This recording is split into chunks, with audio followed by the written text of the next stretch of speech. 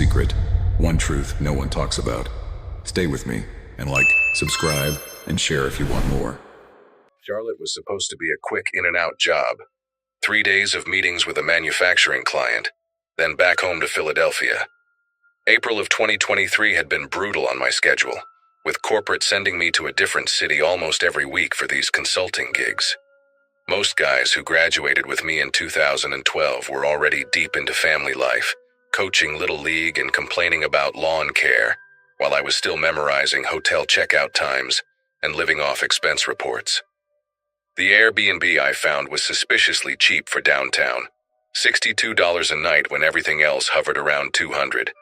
But my company capped reimbursements, and I had become an expert at finding deals that let me pocket the difference. The listing photos showed a modest third-floor apartment in an old brick building. Nothing special, but functional. I pulled up around 9 that Wednesday night after fighting traffic from the airport, and the street was oddly quiet.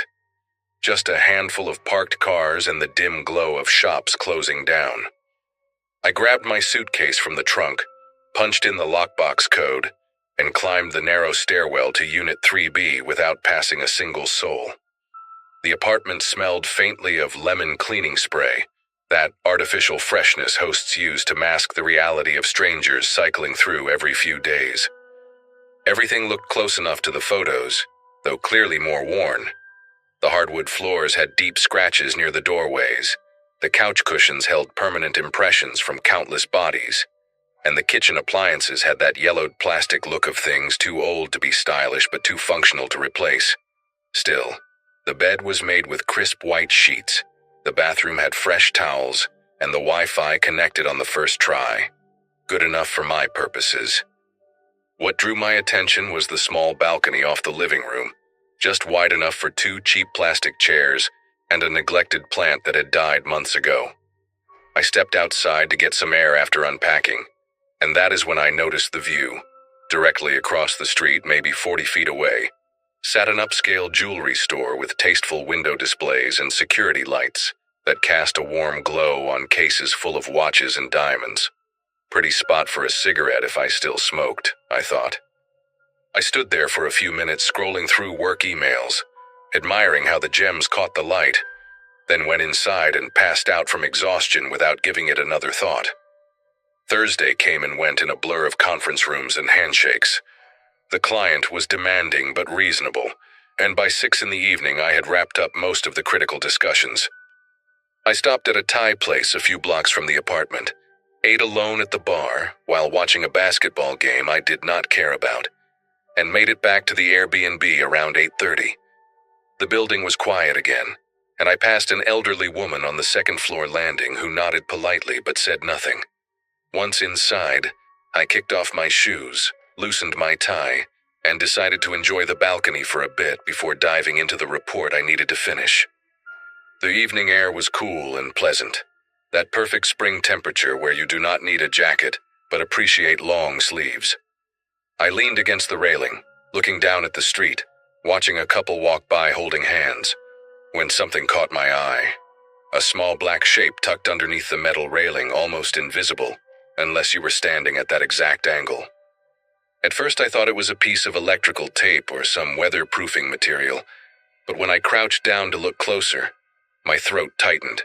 It was a camera, compact and deliberately concealed, its tiny lens pointed directly at the jewelry store across the street. I stayed crouched there for what felt like a full minute, just staring at this thing that should not exist. The camera was professional looking, matte black housing with no visible brand markings, mounted with industrial adhesive and angled with precision.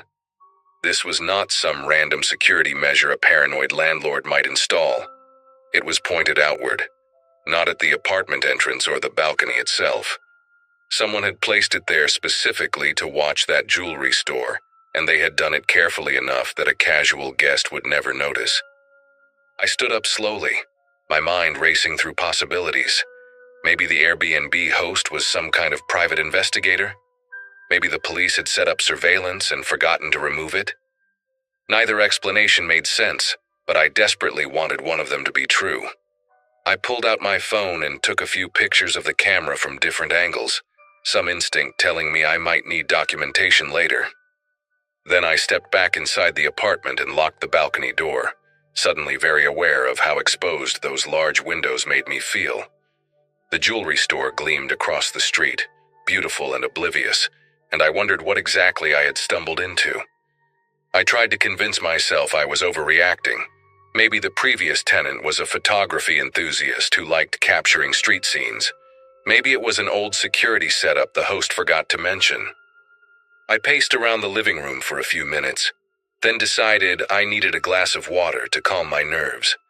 The kitchen was small and cramped, just a narrow galley with barely enough counter space to prepare a sandwich. I opened the cabinet above the sink looking for a clean glass, found one, filled it from the tap. My hands were not steady. As I turned to set the glass down, I noticed one of the drawers beneath the counter was slightly ajar, maybe half an inch open. Normally, I would have ignored it, but something about the night had put me on edge, made me hyper-aware of every detail. I pulled the drawer open, expecting to find the usual junk. Takeout menus, a can opener, maybe some dead batteries. Instead, I found a folded city map, the kind you pick up for free at gas stations, worn at the creases like it had been opened and closed dozens of times. Beneath it sat a small spiral notebook with a black cover, the type students use for class notes. I should have closed that drawer and walked away. I should have minded my own business and gone to bed. But my fingers were already reaching for the map before my brain could stop them. The map unfolded to show downtown Charlotte, and my stomach turned to ice when I saw what someone had done to it. The jewelry store across the street was circled in red ink, not once, but at least 7 or 8 times, the circles layered on top of each other with obsessive intensity. Small X marks dotted the surrounding blocks, each one labeled with cryptic abbreviations I could not decipher. An arrow pointed to an alley behind the store with the words "Service Entrance," written in neat, careful handwriting. I set the map aside and opened the notebook with fingers that had gone numb. The first few pages contained what looked like a schedule. Names I did not recognize paired with times and days of the week. Carla, opens Mon Wed Fry, arrives 8:45, disarms 8:52. Another entry read, "Night security passes at 11:13, clockwork never varies." Page after page of detailed observations about the jewelry store's operations, employee habits, delivery schedules, alarm company response times. This was not a curious neighbor keeping casual notes. This was reconnaissance, methodical and thorough, the kind of preparation that comes before something very bad happens. I closed the notebook and stood frozen in that tiny kitchen, the fluorescent light buzzing overhead, trying to process the fact that I was standing in what appeared to be a staging ground for a robbery. My first instinct was to call the police, but something held me back. What would I even say? I found a camera and some notes in an Airbnb, and I think someone might be planning a crime.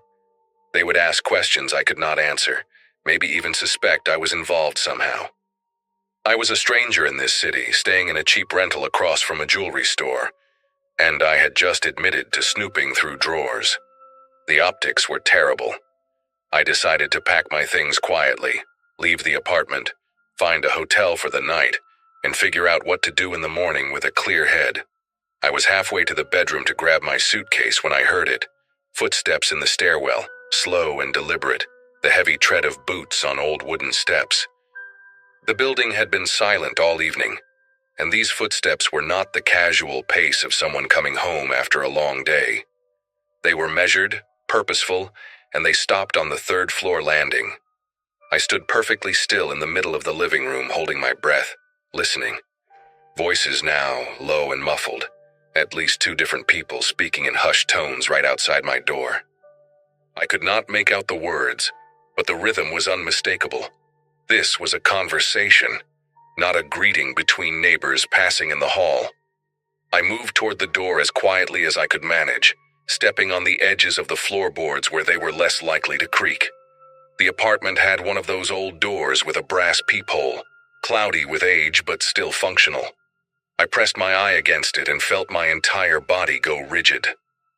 3 men stood in the narrow hallway, clustered close together like they were trying not to be overheard. The one closest to my door was tall and broad-shouldered, wearing a dark jacket and watching the stairwell like he expected someone else to appear.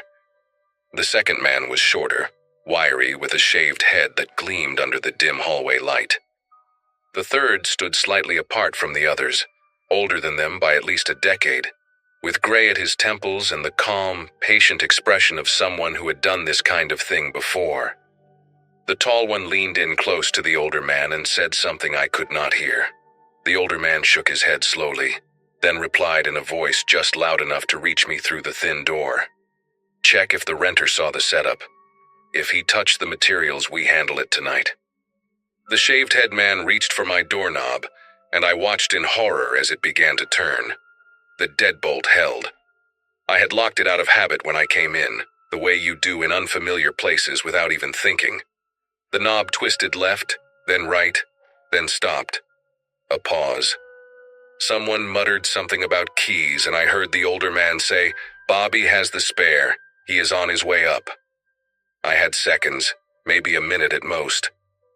My mind went blank with panic, then snapped into survival mode with a clarity I did not know I possessed. The balcony. It was my only option. I moved fast but tried to stay silent, grabbing my phone and wallet from the kitchen counter, leaving everything else behind. The bedroom had a window that faced the same direction as the balcony, and I remembered seeing a fire escape during my brief exploration of the apartment. I slipped into the bedroom and eased the window open, wincing at the soft scrape of wood against wood. The fire escape was there, old and rusted but solid enough, dropping down to a narrow alley between buildings. Behind me, I heard new footsteps on the landing. Bobby with the spare key, I assumed, and the sound of metal sliding into a lock. I climbed out onto the fire escape and pulled the window mostly closed behind me, leaving it open just a crack so it would not latch and trap me if I needed to come back. Not that I planned to ever set foot in that apartment again. The fire escape shuddered under my weight as I descended, each step producing a metallic groan that sounded deafening in the quiet night. I forced myself to move slowly, gripping the railing with white knuckles, terrified that the noise would alert the men now entering the apartment above me. Second floor, first floor, then a ladder that dropped the final 10 feet into the alley. I hung from the bottom rung and let go, landing hard on concrete and feeling the impact shoot through my ankles. The alley was dark and narrow, lined with dumpsters and the back entrances of businesses that had closed hours ago. I could hear muffled sounds from above, footsteps moving through the apartment, a door slamming, someone shouting something I could not make out. They had discovered I was gone. I ran. Not jogged, not walked quickly, but ran with everything I had toward the strip of light at the end of the alley where it opened onto a main street. My dress shoes slapped against wet pavement, my lungs burned, and I did not look back once. I burst onto the sidewalk and nearly collided with a woman walking her dog, who gave me a startled look as I mumbled an apology and kept moving. 2 blocks later, I found a busy sports bar with a crowd of people visible through the windows, and I pushed through the door like a drowning man reaching for a life raft. I found a booth in the back corner, slid in with my back against the wall, and tried to steady my breathing while a waitress asked if I wanted anything. I ordered a beer. I had no intention of drinking, just to have a reason to stay. My hands were trembling so badly I could barely unlock my phone, but I managed to pull up the photos I had taken of the camera on the balcony. Evidence. I had evidence. I called 911 and told the dispatcher everything: the hidden camera, the map with the jewelry store circled, the notebook full of schedules, the 3 men who had come to the apartment, what I heard them say through the door. The dispatcher kept me on the line while she sent units to the building, asking me to describe everything again. Slower this time. 20 minutes later, 2 officers found me at the bar and escorted me to their cruiser. They drove me back to the block where the Airbnb was located, but we did not go inside. Instead, we parked across the street and I watched from the back seat as more police arrived. Then detectives in unmarked cars. Then a van I later learned belonged to a task force that had been investigating a string of high-end jewelry heists across 3 states. The officers asked me questions for over an hour, taking notes, recording my statement, examining the photos on my phone. One of them told me I was lucky, that these guys were professionals, that people who stumbled onto operations like this usually did not get the chance to run. The investigation took months to unfold, but I only learned the details much later through news reports and a single follow-up call from a detective named Reyes. The apartment had been rented under a fake identity, paid for with prepaid cards that were nearly impossible to trace.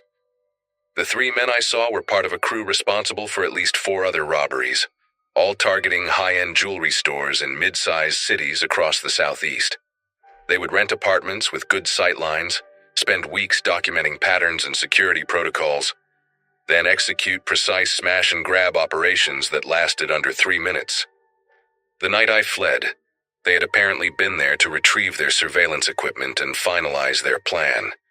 The robbery was scheduled for that weekend. My accidental discovery forced them to abandon the job and scatter. 2 of them were arrested 6 weeks later during a traffic stop in Tennessee.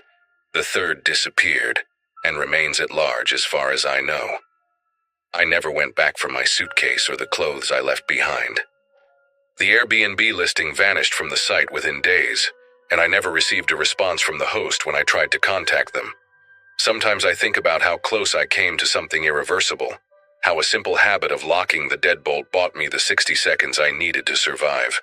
I still travel for work, still book cheap rentals in unfamiliar cities, but now I check every drawer, every corner, every angle of every room before I unpack.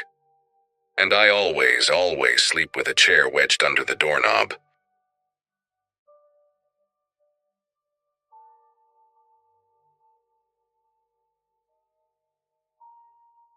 October 2022 had been rough on me in ways I still struggle to articulate. A layoff from the marketing firm where I had worked since graduating college in 2017, followed by the kind of breakup that leaves you staring at your ceiling at 3 a.m, wondering where exactly everything went wrong. At 26, I found myself with a severance check, an empty apartment that still smelled like my ex-boyfriend's cologne, and an overwhelming need to be anywhere else. My friend Kelsey had been living in Portland for about 2 years, and she kept texting me that I should come visit, that a change of scenery would do me good. So I booked an Airbnb, an upstairs unit in a duplex on Birchwood Road, and decided to drive down from Seattle for a long weekend. The listing looked perfect in that carefully curated way rentals always do online. Exposed brick, a clawfoot bathtub, morning light streaming through tall windows. The reviews were mostly positive, guests praising the quiet neighborhood and the responsive host named Garrett. I packed a duffel bag and left on a Friday afternoon, hoping that a few days away might help me figure out what came next. I arrived at the duplex around 4 p.m, and the place looked even better than the photos. It was an old Victorian painted sage green with white trim, sitting on a tree-lined street where the oaks were just beginning to show their autumn colors. The neighborhood had that established, peaceful quality. People walking dogs, kids riding bikes in driveways, the kind of scene that makes you feel safe without thinking about it. I grabbed my bag from the trunk of my Subaru and walked toward the side entrance that led up to my unit, following the check-in instructions Garrett had sent. That was when the front door of the downstairs unit swung open with enough force to rattle the frame. A man stepped out onto the porch, late 50s, maybe early 60s, with thinning gray hair and hollow cheeks that made his eyes look too large for his face. He wore a flannel shirt buttoned wrong, one side hanging lower than the other, and his gaze fixed on me with an intensity that stopped me cold in the middle of the walkway. Before I could say hello or offer any kind of greeting, he jabbed a trembling finger toward my face and spoke in a voice thick with accusation. "You came back to finish what you started, didn't you?" I stood there for a moment, completely caught off guard, my duffel bag hanging awkwardly from my shoulder. My first instinct was to laugh, because surely this had to be some kind of mistake or maybe even a weird joke. "I'm sorry," I managed to say, keeping my voice light and friendly. "I think you might have me confused with someone else. I just got here. I'm renting the upstairs unit for the weekend." The man's expression didn't soften. If anything, his eyes narrowed further, scanning my face like he was searching for something hidden beneath the surface. He took a step closer to the edge of his porch, close enough that I could see the patchy stubble on his jaw and the dark circles carved deep under his eyes. "That's exactly what you'd say," he muttered, more to himself than to me. "That's exactly what they told you to say." I felt my smile falter, unsure how to respond to that. After an uncomfortable silence that stretched on for what felt like a full minute, he finally turned and retreated back inside, slamming his door hard enough to make the porch railing vibrate. I stood frozen on the walkway for another few seconds, trying to process what had just happened. Then I shook it off and headed up the exterior staircase to my unit, telling myself that every neighborhood has its eccentric characters. Maybe he had dementia, or maybe he was just having a bad day. People say strange things sometimes. It doesn't always mean something sinister. The upstairs apartment was exactly as advertised.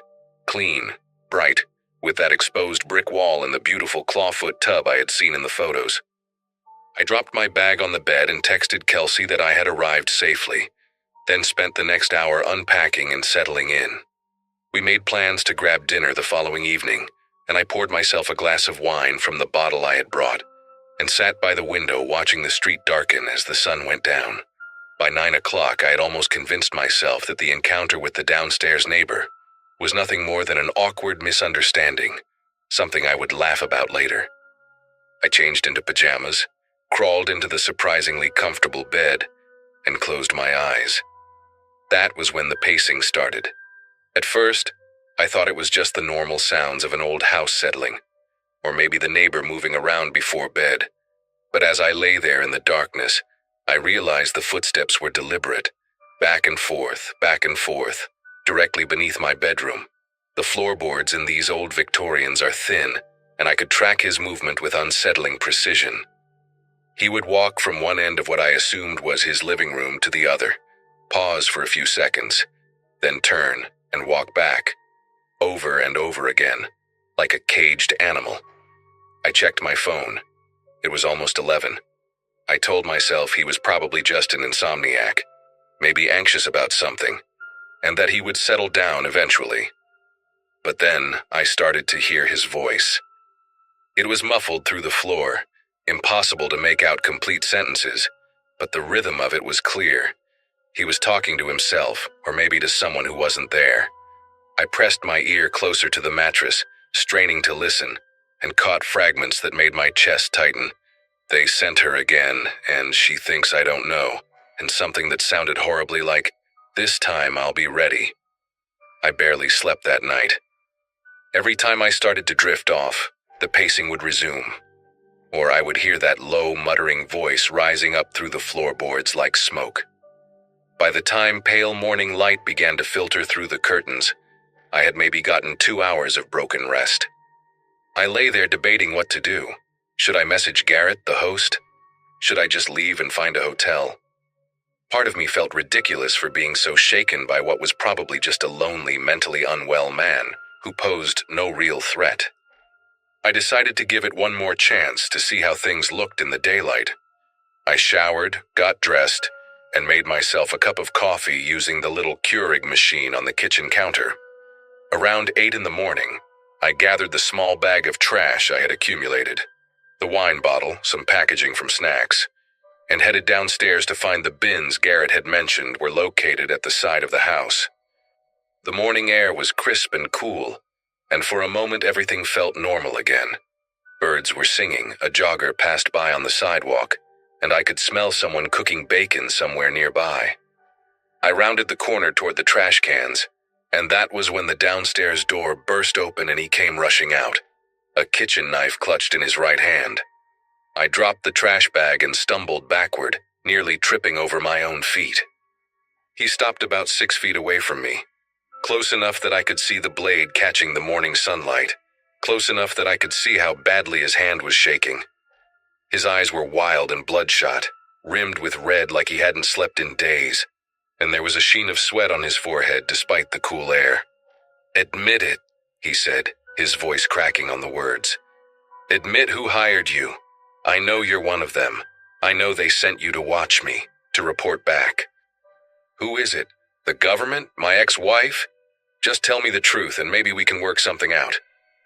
I held my hands up slowly, palms facing him, trying to keep my breathing steady even though my heart was slamming against my ribs so hard I thought I might pass out. "I don't know what you're talking about," I said, forcing my voice to stay calm. "My name is Whitney. I'm just here for the weekend. I've never seen you before in my life. I swear to God." He stared at me for a long moment, the knife trembling in his grip, and I genuinely did not know if he was about to lunge at me or collapse into tears. Then, just as suddenly as he had appeared, something in his expression shifted. His shoulders sagged, and he lowered the knife to his side, though he didn't let go of it. "That's what the last one said too," he muttered, his voice hollow now, drained of its previous intensity. "They always say that. They always have a story." He turned and shuffled back inside without another word, closing his door behind him with a soft click that somehow felt more disturbing than a slam. I stood there in the side yard, shaking, my legs feeling like they might give out beneath me. As soon as I could move again, I rushed back up to my unit and locked the door behind me, then pushed a chair against it for good measure. I grabbed my phone and immediately called Garrett, the host, my words tumbling out in a panicked rush as I described what had just happened. There was a pause on the other end of the line, and then Garrett sighed, not with concern but with what sounded almost like mild annoyance. "Oh, that's just Howard," he said, like he was explaining away a barking dog. "He's been going through a rough patch lately. Divorce, lost his job, you know how it is. He's harmless, really. Just try to avoid him and you'll be fine." I wanted to scream at him. I wanted to ask how a man waving a knife at a guest could possibly be considered harmless.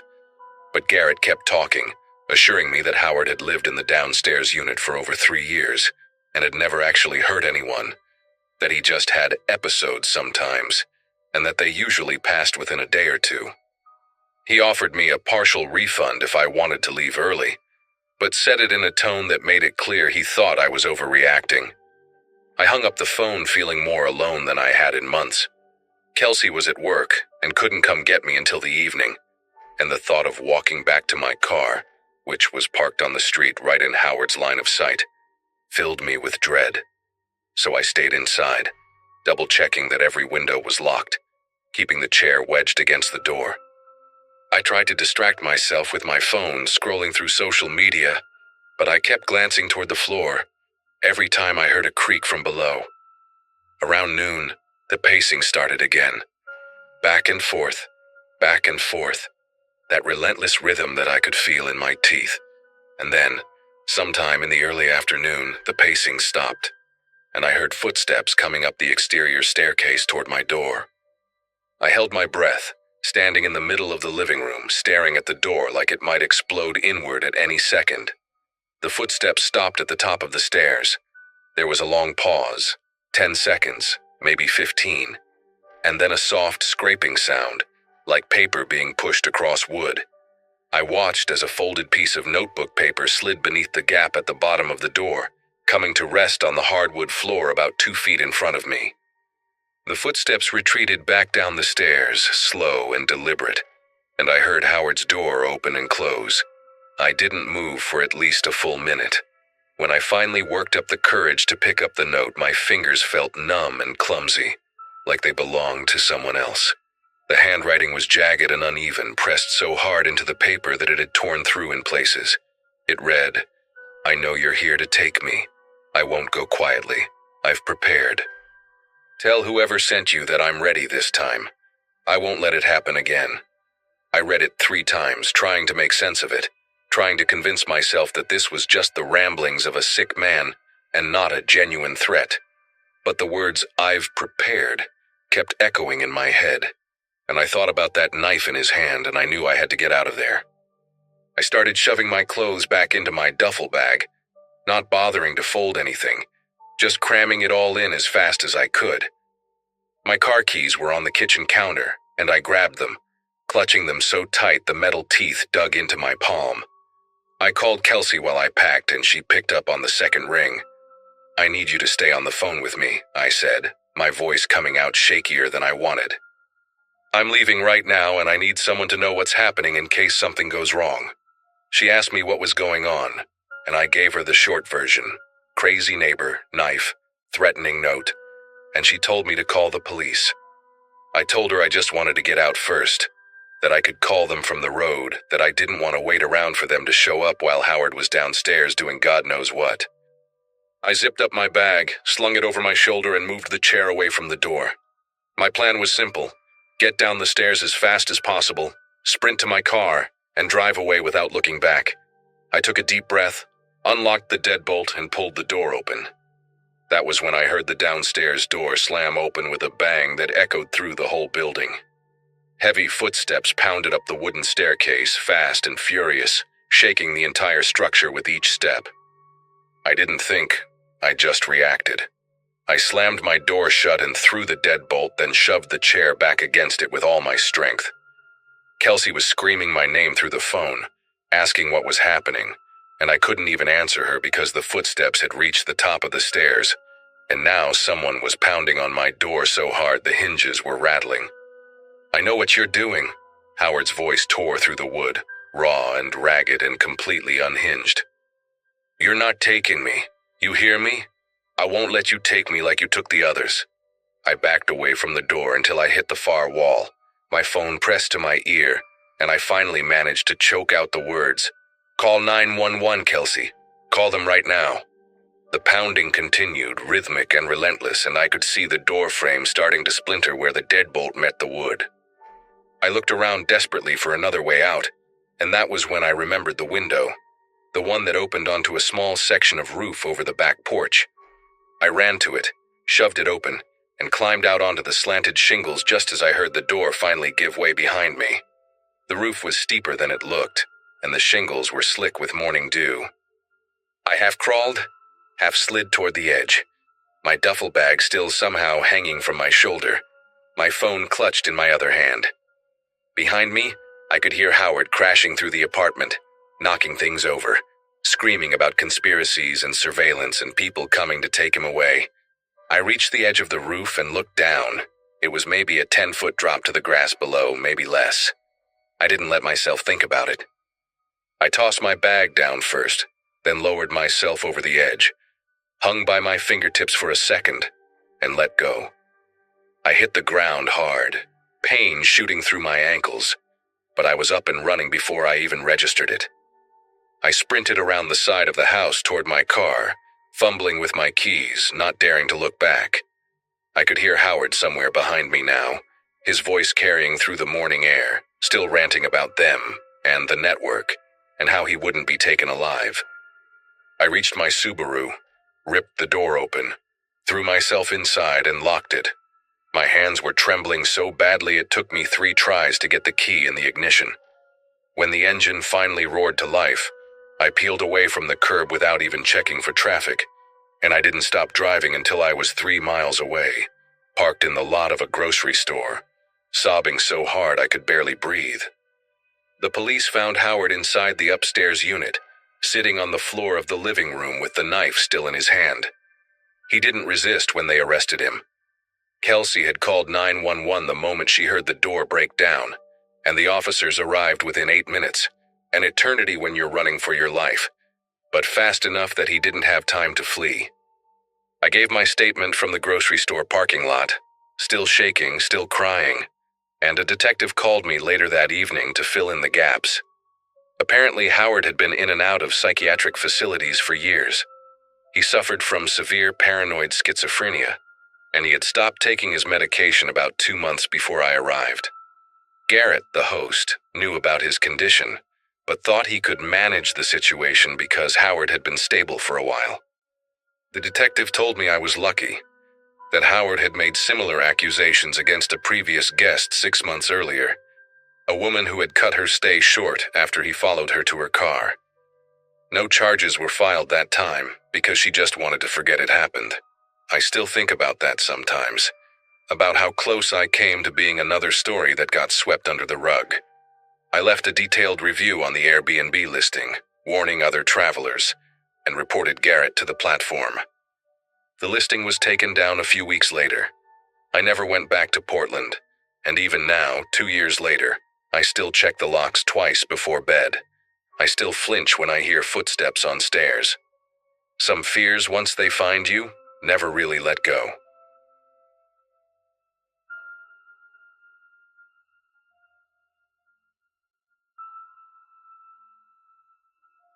Booking apps make me nauseous now.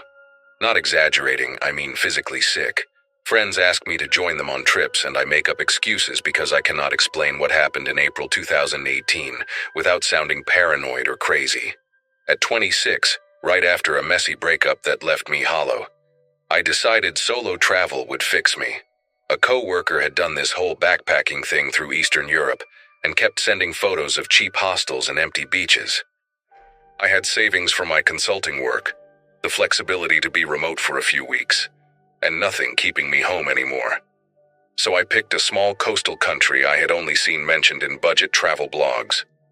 Off the tourist radar, beautiful old towns, and prices that seemed almost too good. I told myself it would be an adventure, a reset. I found this apartment listing on one of those rental platforms. Nothing fancy but cheap. Around €40 a night for a one-bedroom in a town with a name I still cannot pronounce right. The reviews were decent, maybe 15 total, all short and generic but positive enough.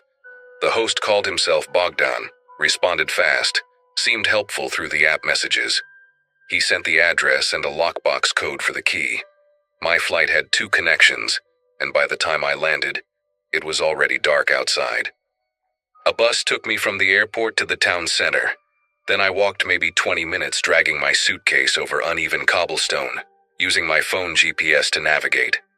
The building looked old, 5 or 6 stories, with a heavy wooden door that groaned when I pushed it. Inside, the stairwell reeked of cigarette smoke mixed with something damp, and the lights operated on a timer that clicked off every 30 seconds, leaving me standing blind between floors while I scrambled to find the next switch. The apartment was on the 4th floor. I got the key from the lockbox, let myself in, and immediately felt relieved. It looked exactly like the photos, maybe even a bit nicer. Clean, small kitchen, a bed that seemed comfortable enough. I dropped my bags and went to close the curtains when I noticed the window faced the interior courtyard and another building across the way. A few windows over there had lights on, people moving around inside their homes. Normal stuff. I showered, ate some crackers I had packed, and decided to head out to grab a real meal since I had seen a few restaurants still open near the bus stop. It was around 10 at night, cold but not freezing, and the streets were mostly empty. I found a place that had English on the menu, ordered some kind of meat dish using hand gestures and my translation app, and ate quickly. The waiter was polite but did not speak much English. I paid in cash, left a tip, and started walking back. That is when I first saw them. 2 men standing near the entrance of my building, right by the heavy wooden door. They were not doing anything specific, just standing there smoking, talking quietly to each other. One was tall and thin, maybe in his 40s, wearing a dark jacket. The other was shorter, stockier, with a shaved head and a tracksuit. I would not have thought twice about it except for the way they both stopped talking and turned to look at me as I approached. Not a casual glance, but a direct stare that followed me as I punched in the building code and pushed the door open. I felt their eyes on my back as I stepped inside. The door closed behind me, and I stood in the dark stairwell, heart beating faster than it should have been. I told myself I was being paranoid. Jet lag, unfamiliar place, my mind playing tricks. But something about the way they watched me, like they were expecting me, stuck with me as I climbed those 4 flights of stairs in the clicking darkness. I slept badly that night. Kept waking up to sounds I could not identify. Pipes groaning, doors closing somewhere in the building. Muffled voices that could have been from neighboring apartments or from the stairwell. I could not tell. Around 3 in the morning, I heard footsteps outside my door. Slow, deliberate steps that stopped right in front of my apartment. I lay completely still in bed, barely breathing, staring at the thin strip of light under the door. A shadow moved across it. Someone was standing there. I waited for a knock, for something. But after maybe a minute, the footsteps continued down the hall and faded. I did not sleep again after that. I just lay there watching the ceiling turn gray as the sun came up, convincing myself it was probably just a neighbor coming home late, nothing more. In the morning, around 8, I finally got up and checked my phone. There was a message from Bogdan on the rental app, sent at 6 in the morning. It said in broken English, "You came home very late. Who brought you?" I read it 3 times trying to understand what he meant. How did he know what time I came back? The apartment had no cameras that I could see. I had checked when I arrived. And what did he mean? Who brought me? I came back alone. I typed a reply asking what he meant, trying to keep it casual, saying I just went out for dinner and came back around 10:30. He read the message immediately but did not respond. I sat on the edge of the bed holding my phone, and that uneasy feeling from the night before came flooding back. Someone was watching me. Either Bogdan himself or someone reporting to him. The 2 men outside, maybe. I walked to the window and looked down at the courtyard, half expecting to see them staring up at me, but it was empty. I decided to go out and clear my head, maybe find a cafe with Wi-Fi and do some research on the area. But when I went to open the front door, I noticed something that made me stop cold. The lock, this old brass thing with a deadbolt, had scratches around the keyhole that I was certain were not there before. Fresh scratches, bright metal showing through the darker patina, and the door frame near the latch had a small dent, like someone had tried to pry it open with a flathead screwdriver or something similar. I crouched down and looked closer. The wood was splintered slightly, tiny pieces on the floor that I must have stepped over when I came in last night without noticing. Someone had tried to force their way into the apartment. While I was inside, while I was sleeping, my mind raced through possibilities. Maybe it happened before I arrived, but the scratches looked fresh. Maybe I was wrong about them not being there. But I had examined the lock when I first got the key, checking that it worked properly. Those marks were new. I grabbed my passport, my wallet, and my phone, shoved them in my jacket, and left the apartment. I needed to report this to someone, anyone official. I used my translation app to figure out where the nearest police station was, about a 15-minute walk toward the center of town. The morning was bright, and the streets had more people now, locals going about their business, and I started to feel a bit calmer. Maybe I was overreacting. Maybe Bogdan had sent someone to check on the apartment and they had trouble with the lock. There had to be an explanation. The police station was a small building with a faded sign I could not read, and inside there was a front desk with a woman in uniform who looked up at me with zero expression. I tried to explain in English what happened, showing her photos I had taken of the lock and the door frame. She called over a male officer who spoke a little English, and I went through it all again. The scratches, the message from the host, the men watching me. He listened, nodded, then exchanged a look with the woman that I did not like at all. The officer told me I probably misunderstood the situation, that old buildings have old locks and scratches are normal, that the host was probably just being friendly, checking on his guest. He suggested maybe I was tired from traveling and seeing things that were not there. His tone was not rude exactly, but dismissive in a way that felt deliberate, like he was reading from a script. I asked if they could at least send someone to look at the door, to document the damage. He said they were very busy, that this was not a priority matter, that I should talk to my host about getting the lock fixed. The woman behind the desk had gone back to her paperwork and was not even looking at me anymore. I stood there for a moment not knowing what else to say. I thanked them, which felt stupid, and walked out. The sun was still bright, but the streets did not feel safe anymore. I had this growing certainty that I was completely alone in whatever was happening, that no one was going to help me, and that going back to that apartment was a terrible idea. But my stuff was there. My laptop, my clothes, my charger.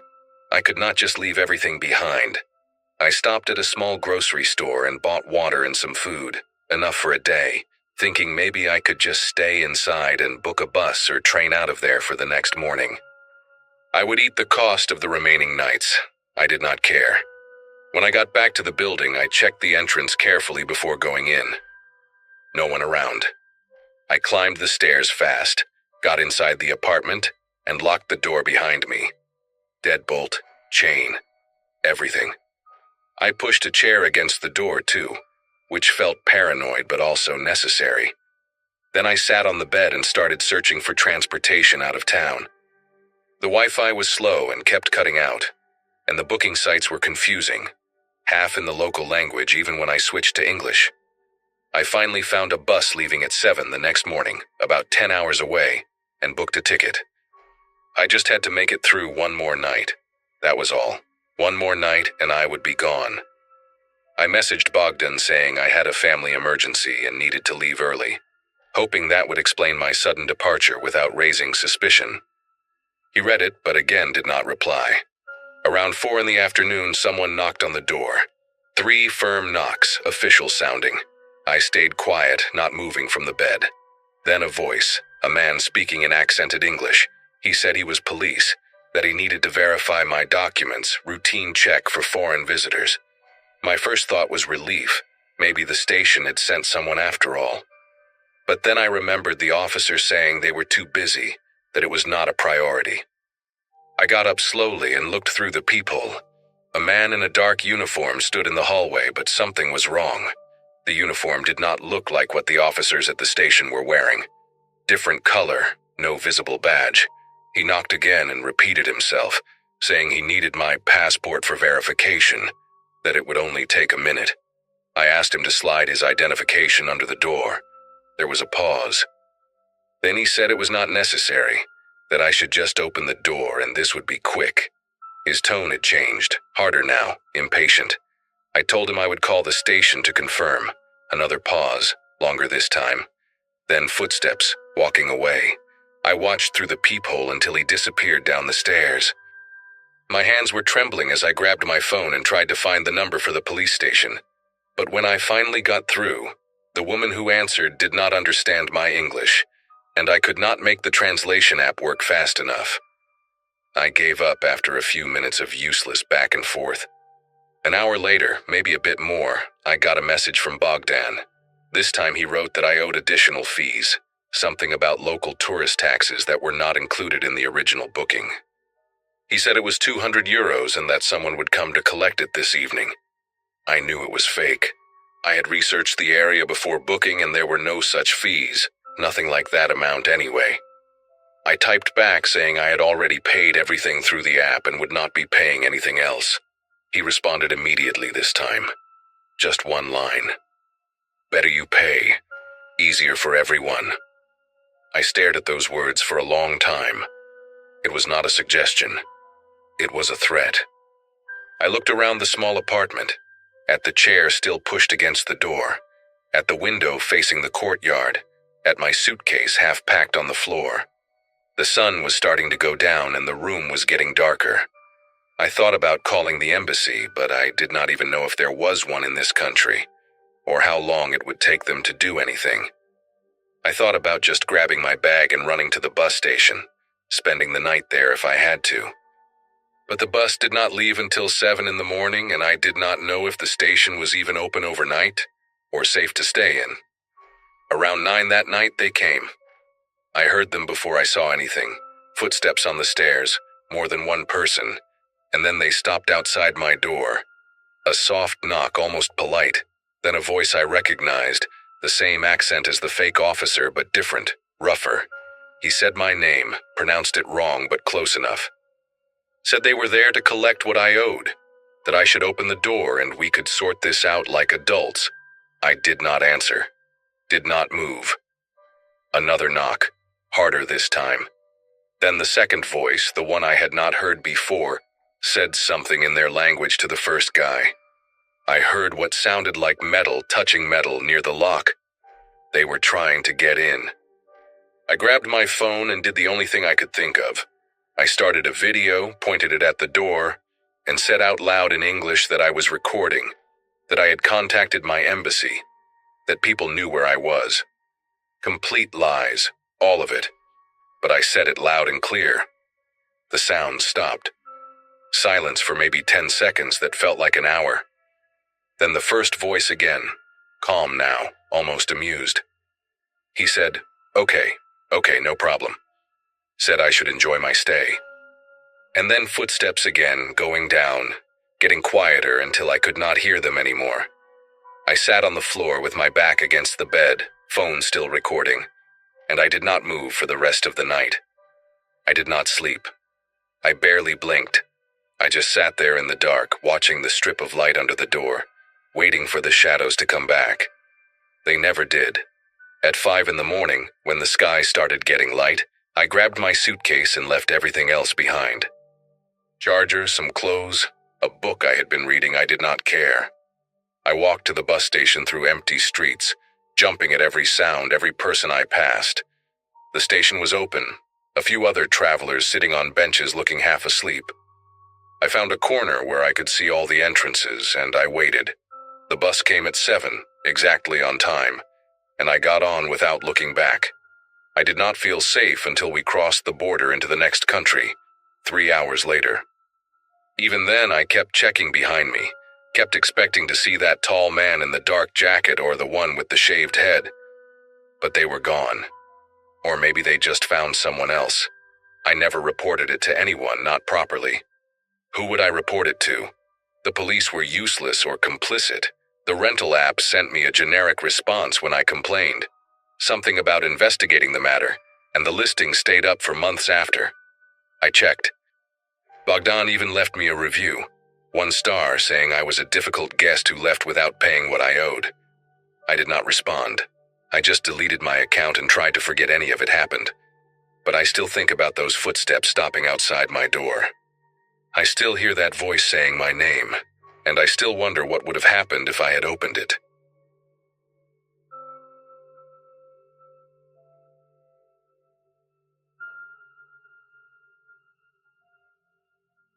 Renting out my basement seemed like the smartest financial decision after my divorce finalized in early 2023. My daughter had just started college at Ohio State, and between tuition payments and the mortgage on a house I probably should have sold, the extra income from short-term rentals felt like a lifeline. The basement suite was perfect for it. Separate entrance through the side gate, its own bathroom, a small kitchenette I had installed myself over one weekend. My buddies from the fire station where I worked as a dispatcher thought I was crazy for letting strangers sleep 15 feet below my bedroom. But after hosting maybe 40 or 50 guests over 8 months without a single issue, I figured I had the system down. Background checks, verified profiles, a strict no parties policy written in bold on the listing. What could go wrong with a couple booking a weekend for a work trip, right? They showed up on a Friday afternoon in late October, and I remember thinking they looked almost too ordinary. The man introduced himself as Craig, mid-40s maybe, with a firm handshake and the kind of forgettable face you see in insurance commercials. The woman beside him, Tamara, she said, barely made eye contact, just smiled politely while clutching a leather overnight bag against her chest like it contained something precious. They drove a silver Nissan Altima with Kentucky plates. Nothing flashy, nothing suspicious. I gave them the standard tour, showed them how to work the thermostat, pointed out the fire extinguisher under the sink because old habits die hard. Craig asked about the neighborhood, whether it was quiet at night, and I told him this was the most boring street in Columbus. Nothing ever happened here.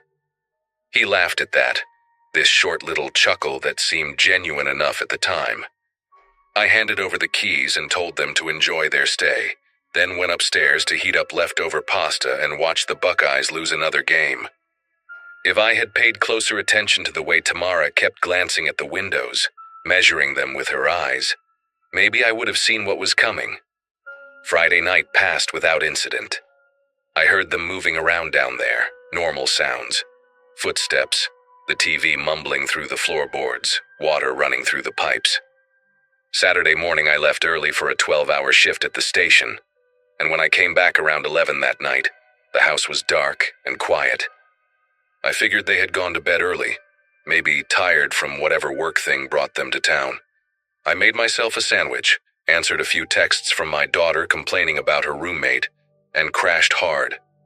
It was around 2 in the morning when the thumping woke me up. Not loud exactly, but rhythmic, like someone was moving furniture or dragging something heavy across the basement floor. I lay there for a few minutes, staring at the ceiling, telling myself it was nothing. People shuffle around at night, especially in unfamiliar places. But then I heard voices. Not just two voices, but several, layered on top of each other, a low hum of conversation punctuated by occasional laughter. I sat up in bed and checked my phone, half expecting a message from Craig apologizing for having a friend over. Nothing. I pulled on sweatpants and walked to the back of the house where I had installed a small security monitor that showed feeds from 3 cameras: front porch, backyard, and the side gate that led to the basement entrance. The front porch was empty, just my truck parked in the driveway under the streetlight. The backyard showed nothing but shadows and the old swing set my daughter used to love. But the side gate camera made me sit down on the edge of my bed and just stare. There were people streaming through one after another, at least a dozen that I counted in the span of 2 minutes. Men and women, some carrying bags, some carrying nothing, all of them disappearing around the corner toward the basement door. None of them looked up at the camera. They knew exactly where they were going, like they had done this before. I watched a guy in a black hoodie prop the gate open with a brick so it would not swing shut, making it easier for whoever came next. My listing specifically said maximum 2 guests. I had charged Craig for 2 people. And now there were at least 15 strangers in my basement, and I had no idea what they were doing down there.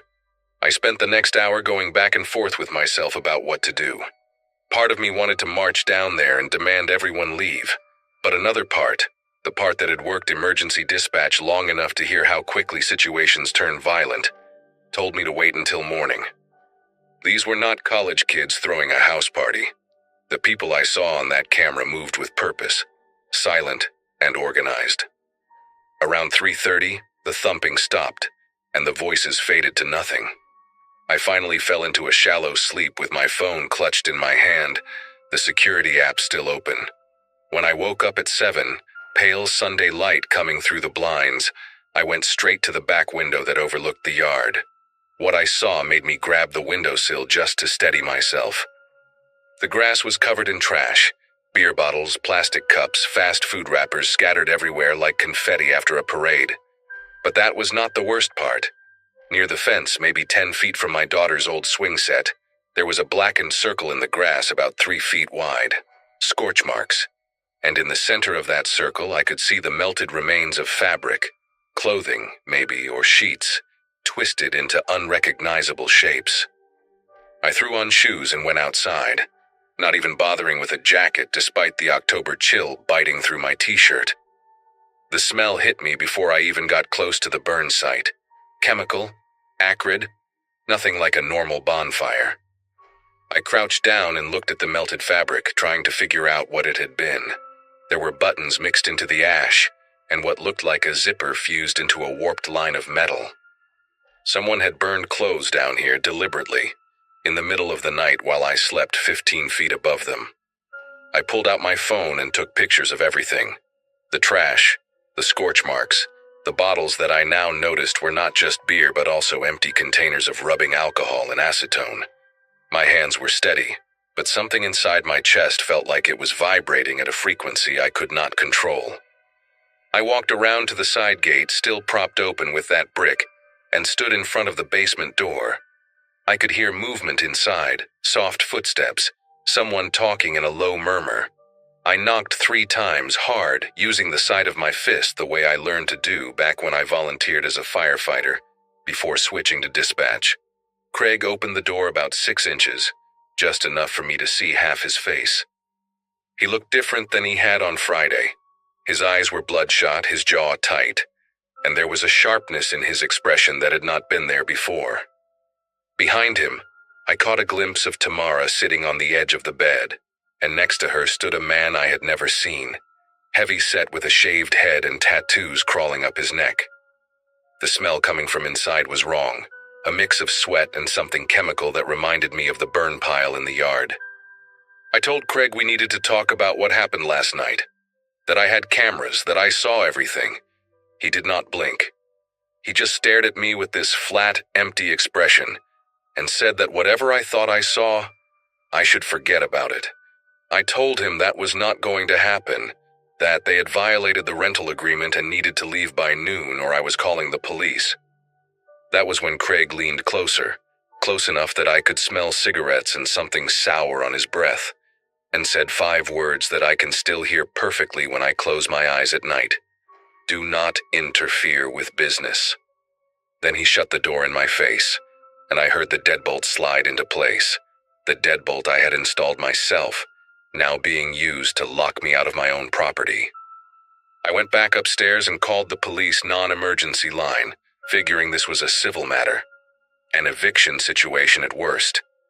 The officer who showed up 40 minutes later was young, maybe mid-20s, with the kind of polite disinterest that told me he had already decided this was not worth his time. I showed him the pictures on my phone, walked him around to see the burn site and the trash, explained about the cameras and the crowd of people I had seen entering in the middle of the night. He nodded along, took a few notes, then knocked on the basement door himself. Craig answered with a completely different demeanor, friendly, apologetic, laughing about how they had invited a few friends over and things got a little out of hand. He called it a party dispute, a misunderstanding between neighbors, said they would clean up the yard and be out by checkout time tomorrow.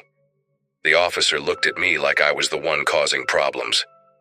He told me that since they had a valid rental agreement through Monday morning, there was not much he could do unless I had evidence of a crime.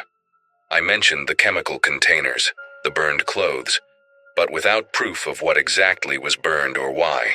It was just speculation. The officer left his card and told me to call if things escalated, but his tone made it clear he did not expect to hear from me again. I spent the rest of Sunday afternoon in my living room, watching the security feeds on my laptop with the blinds drawn. The basement stayed quiet for most of the day, but I noticed Craig and the bald man leave around 4 in the afternoon, climbing into a white cargo van that I had never seen before. Not the silver Altima they arrived in. They drove off and did not come back for hours. Tamara stayed behind, and through the thin walls I could hear her talking on the phone. Her voice too muffled to make out words, but the tone urgent, almost frantic at times. I thought about calling my daughter just to hear a familiar voice, but what would I even say? That I rented my basement to criminals? That I was sitting in my own house feeling like a prisoner?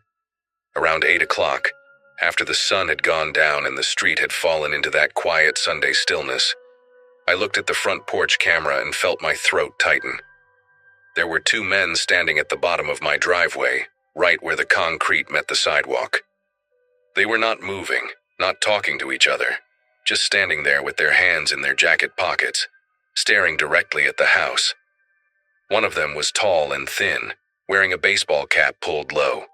The other was shorter, stockier, with a beard that caught the orange glow from the streetlight. I had never seen either of them before in my life. I watched those 2 men for almost 20 minutes, waiting for them to do something. Approach the house, leave, anything. But they just stood there, motionless, their eyes fixed on my front windows like they were waiting for a signal. I turned off all the lights inside, moving through my own home in the dark like an intruder, and positioned myself near the window where I could see them without being seen. The tall one pulled out his phone at some point, looked at the screen, then showed it to the other guy. They both glanced up at the house again, and I swear the shorter one smiled, just a quick flash of teeth that disappeared as fast as it came. Then, as if they had received some invisible command, they both turned and walked away down the sidewalk, disappearing into the shadows between streetlights. I did not sleep that night. I sat in my recliner with a baseball bat across my lap, the same one my daughter used in Little League 15 years ago, and I watched every camera feed until my eyes burned. The white cargo van returned around midnight. I saw Craig and the bald man carry something inside the basement, something wrapped in black plastic that took both of them to lift. I told myself it could be anything: equipment, supplies, furniture. I told myself a lot of things that night that I did not believe. Monday morning came gray and cold, the kind of Ohio autumn day that feels like the sky itself is pressing down on you. Checkout was supposed to be 11, and by 10:30 there was no sign of movement from the basement. I called the rental platform's emergency line and explained the situation. The unauthorized guests, the threats, the men watching my house. The representative put me on hold for 15 minutes and came back with nothing useful, just a promise to investigate and a reminder that I could file a claim for property damage. By noon, Craig and Tamara were still inside. I could hear them moving around, hear that same low murmur of voices that now included at least 2 or 3 other people. I made a decision then, probably stupid in hindsight, but I was running on no sleep and pure adrenaline. I grabbed my phone, hit record on the camera, and used my master key to open the basement door. The smell hit me first, chemicals, stronger than before, mixed with something organic and rotten underneath. The living area looked like a bomb had gone off. Mattresses on the floor, trash everywhere, bottles and cans and food containers piled in corners. But it was the back room, the small storage space I used to keep Christmas decorations, that made me stop breathing. There were plastic containers lined up against the wall, the kind you buy at hardware stores, with handwritten labels I could not read from where I stood. The windows had been covered with black plastic sheeting, and someone had installed padlocks on the inside, makeshift locks that would keep anyone from getting in or out. Craig appeared from the bathroom, and behind him I saw the bald man and another guy I did not recognize, younger, with nervous eyes that kept darting toward the back room. Craig told me to get out, his voice calm but carrying an edge that felt like a blade against my throat. I held up my phone and told him I had already called the police again, that they were on their way, that whatever they were doing down here was over. It was a bluff. I had not called anyone yet, but something in my voice must have convinced him. He looked at the other 2 men, some kind of silent communication passing between them, and then he smiled. Not a friendly smile, but the smile of someone who knows something you do not. He told me to check the wall by the bed before I made any more threats. Then all 3 of them walked past me, close enough that the bald man's shoulder brushed mine, and they went out the side door without another word. I heard car doors slam, an engine start, and then they were gone. I stood there in that destroyed basement, my phone still recording, and I walked over to the wall Craig had mentioned. Someone had scratched words into the drywall with something sharp, deep gouges that went through the paint and into the plaster beneath. 5 words that I can still see when I close my eyes. "We know you live upstairs." I called the real police this time, not the non-emergency line but 911, and I told them everything. 2 officers came first, then a detective, then a whole team of people in plain clothes who took one look at the back room and made everyone else step outside. They found traces of methamphetamine production in those containers, enough chemical residue to charge someone with manufacturing if they ever caught them. The black plastic on the windows, the padlocks, the burned clothes in the yard, it all pointed to a mobile drug operation, the kind that sets up in short-term rentals for a few days and disappears before anyone catches on. The detective told me I was lucky, that these people had done this before in other cities, and that the homeowners who asked too many questions usually ended up with more than scratched drywall. They dusted for fingerprints, took samples, photographed everything, but Craig and Tamara, if those were even their real names, had used fake identification to book the rental. The silver Altima had been stolen from a parking garage in Kentucky 3 weeks earlier. The white cargo van was found abandoned 2 days later at a rest stop near Indianapolis, wiped clean. Nobody was ever arrested. The case went cold within a month. I sold the house in February of 2024, took a loss on it just to get out fast. My daughter asked me why I was moving into an apartment when I'd always said I would die in that house, and I told her I just needed a change of scenery. I never told her about the message on the wall, about the men standing at the bottom of the driveway, about the nights I spent awake with a baseball bat waiting for footsteps that never came. Some things you carry alone because sharing them would only spread the weight to people you love. I still check behind me when I walk to my car at night. I still look at every silver Nissan on the highway and wonder. The new apartment has no basement, no extra rooms, no space for guests of any kind. Sometimes I wake up at 2 in the morning and lie there in the dark, listening for thumping through walls that do not exist, voices that are not there.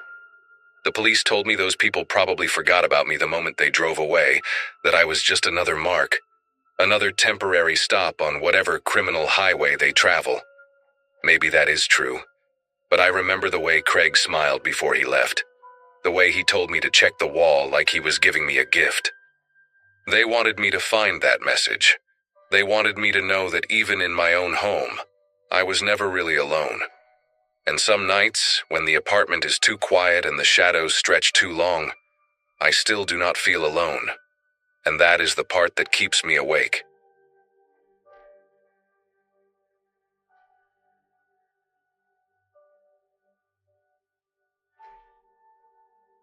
After 7 years of grinding through tax season after tax season at an accounting firm in Denver, I had finally done it, saved enough for a real trip.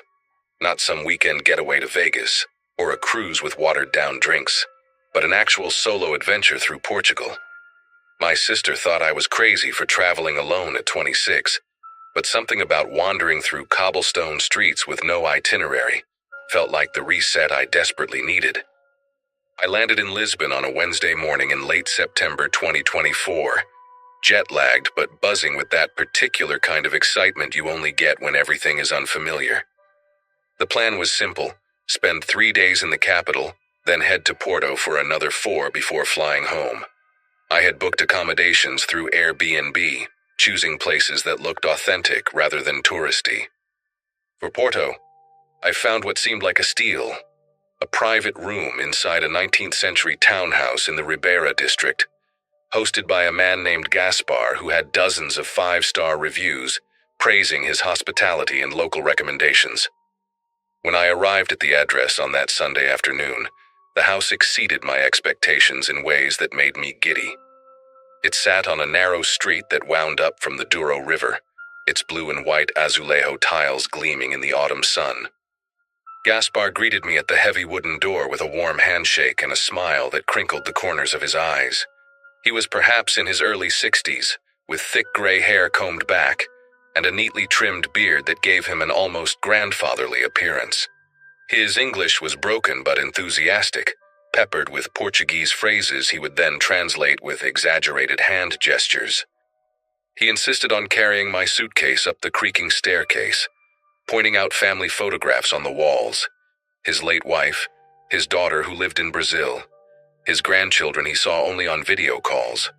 The room itself was charming: high ceilings with exposed wooden beams, a wrought iron bed covered in crisp white linens, and a window that overlooked a tiny courtyard filled with potted lemon trees. He handed me an ornate brass key and then, almost as an afterthought, mentioned he would keep a spare in the kitchen drawer, just for safety, in case I ever locked myself out. The first 2 days passed like a dream. I wandered through the Livraria Lello, ate francesinha at a tiny restaurant where the owner kissed my cheeks like I was family, and watched the sunset paint the Douro River in shades of copper and rose. Gaspar was attentive in a way I initially found endearing.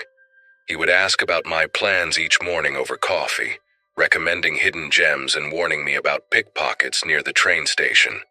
But by the second evening, his questions became more specific. Where exactly was I going? What time would I return? Had I told anyone back home about staying here? I brushed it off as cultural difference, maybe even loneliness from an old man whose family lived an ocean away.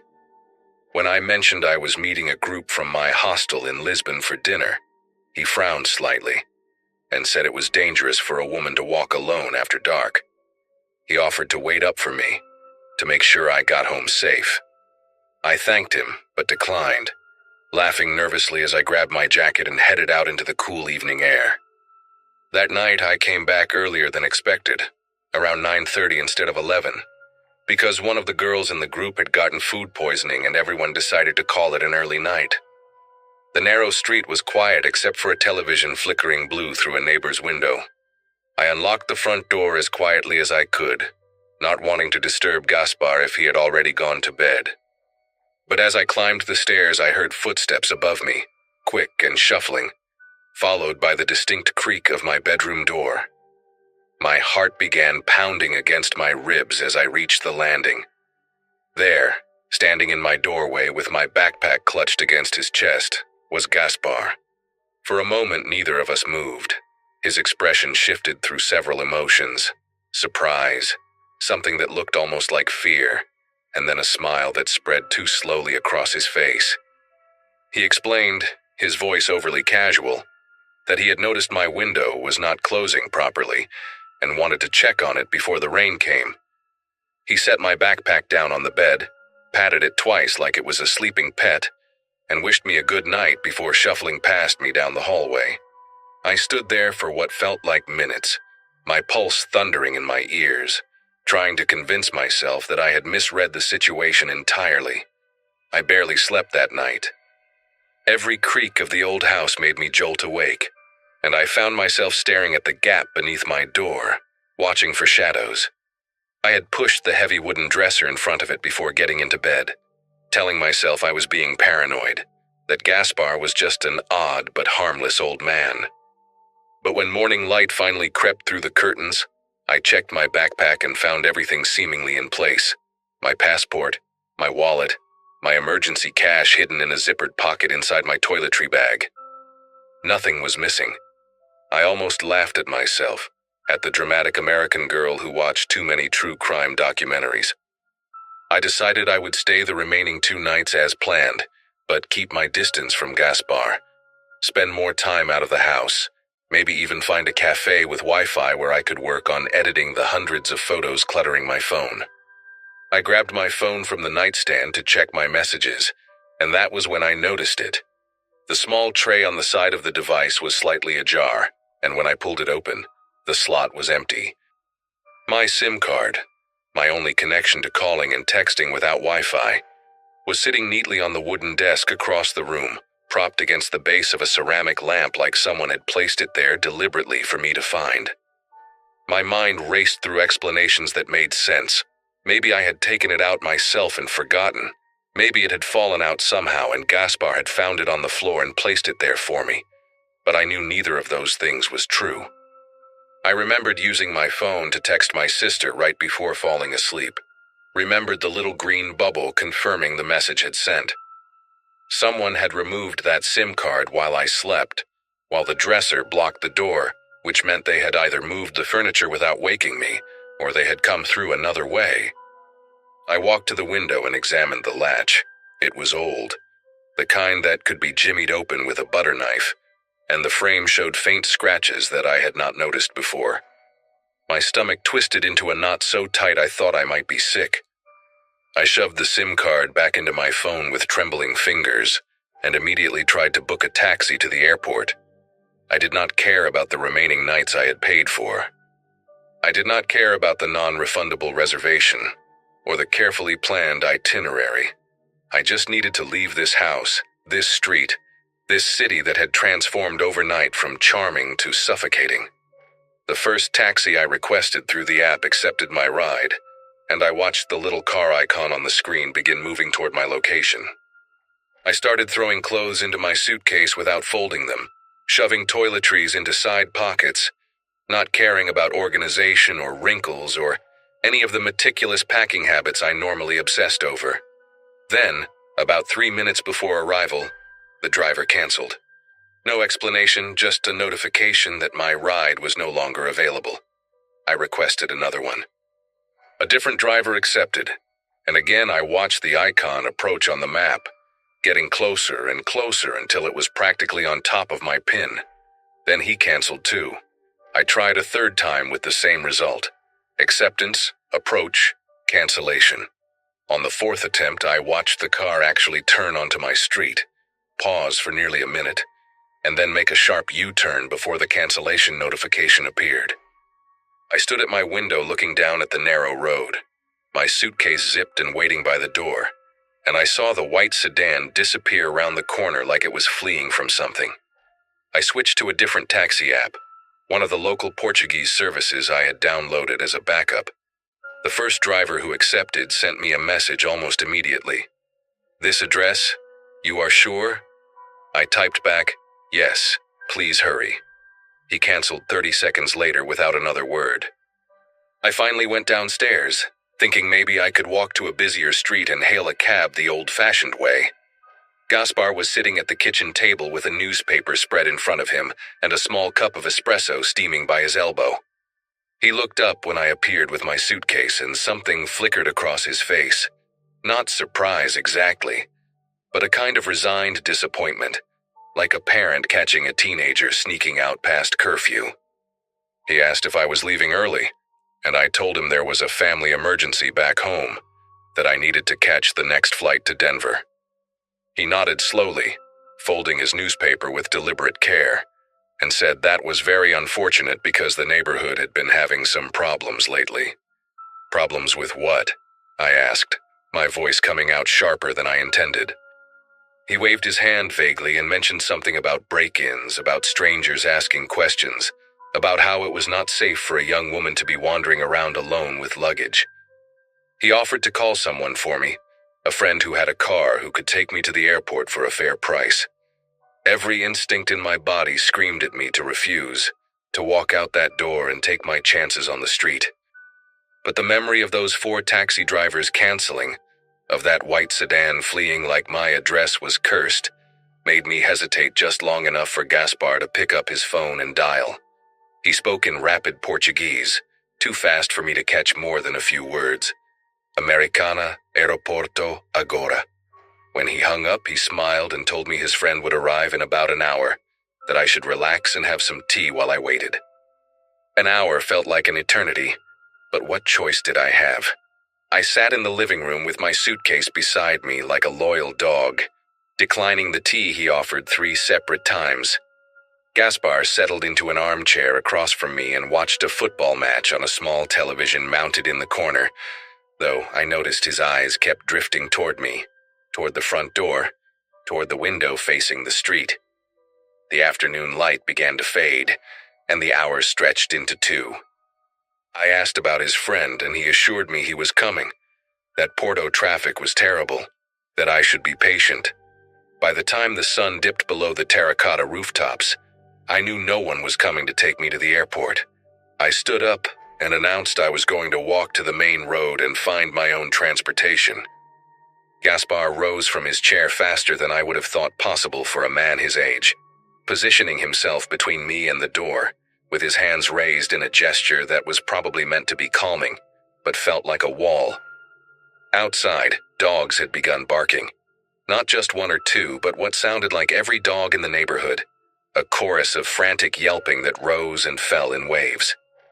I moved to the window and pulled back the lace curtain, and what I saw made my breath catch in my throat. 2 cars were parked on the narrow street below, both dark sedans with their engines running, exhaust puffing white in the cooling evening air. I could see silhouettes inside, 2 people in the front car, at least 3 in the back one. But their features were obscured by the fading light and the tinted windows.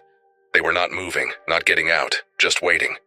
I turned to Gaspar and demanded to know who they were, what was happening, why I could not leave. He looked at me with an expression I will never forget, a mixture of pity and fear that seemed genuine, that made him look suddenly very old and very tired. He shuffled toward the staircase and gestured for me to follow him back to my room. When I refused, he leaned in close enough that I could smell the coffee on his breath and the faint mustiness of his wool sweater. His voice dropped to barely above a whisper as he said the words that still echo in my nightmares. You cannot leave tonight. People are asking about you. I grabbed his arm and demanded answers. Who was asking? What did they want? What had he done? Gaspar pulled away and sank into a chair like a man defeated by something far larger than himself. In halting English mixed with Portuguese I could barely follow, he explained that he owed money to certain people, the kind of people who did not take no for an answer, the kind who noticed when young foreign women with American passports stayed alone in houses they controlled. He swore he had not meant for any of this to happen, that he had only mentioned me in passing, that he thought they just wanted to look at my documents to see if I was worth anything. Worth anything? Those words hung in the air like poison. He said the men outside had been watching since yesterday, that they had connections at the taxi companies, that the whole neighborhood knew better than to interfere. I felt the walls closing in, felt the ancient house transform from a charming relic into a cage, with blue tiles and lemon trees. But beneath the terror, something else ignited. A cold, sharp fury that burned through the panic and left me thinking with terrible clarity. I told Gaspar I needed to use the bathroom, and he nodded wearily, too broken to suspect anything. I locked myself in the small washroom off the kitchen, pulled out my phone, and connected to his Wi-Fi. My fingers flew across the screen as I opened every app I could think of. I messaged the American Embassy emergency line on Facebook. I emailed the consulate with my location and a desperate plea for help. I posted in a travel safety group with my exact address and a photo of the street I had taken days earlier. And I sent my sister a voice message explaining everything in case it was the last thing she ever heard from me. Then I did something that probably saved my life. I found the local Porto police emergency contact online and sent them a WhatsApp message with my passport photo, my location pin, and a frantic explanation that I was being held against my will by people who wanted to traffic me. I did not know if they would respond, did not know if WhatsApp was even a legitimate way to contact law enforcement, but I had nothing left to lose. I stayed in that bathroom for nearly 40 minutes, refreshing my messages, listening to the muffled sounds of Gaspar pacing in the kitchen and the dogs still barking outside. And then, like a miracle, I heard sirens. Distant at first, then closer, then right outside the window. I heard car doors slamming, engines revving, and tires screeching as the dark sedans fled into the night. I heard shouting in Portuguese, heard Gaspar's voice high and panicked, heard heavy footsteps on the stairs. When the police knocked on the bathroom door and called out in accented English that I was safe, I collapsed onto the cold tile floor and sobbed harder than I have ever sobbed in my life. They escorted me out of that house within the hour, took my statement at the station until nearly 3 a.m, and put me on a flight back to Denver the next afternoon with a police escort to the gate. I never learned exactly who those men were or what would have happened if the sirens had not come. Gaspar was arrested, though I do not know what charges stuck or if he is still in prison. What I do know is that I have not traveled alone since, that I check the locks on my apartment 4 times before bed, and that sometimes, when a car idles too long on my street, I feel that same cold dread wrap around my chest like a fist. I survived something that night in Porto, something I still do not fully understand, and the only reason I am here to tell you this story is because I trusted my instincts and fought back with the only weapon I had, a phone and a desperate hope that someone, somewhere, was listening.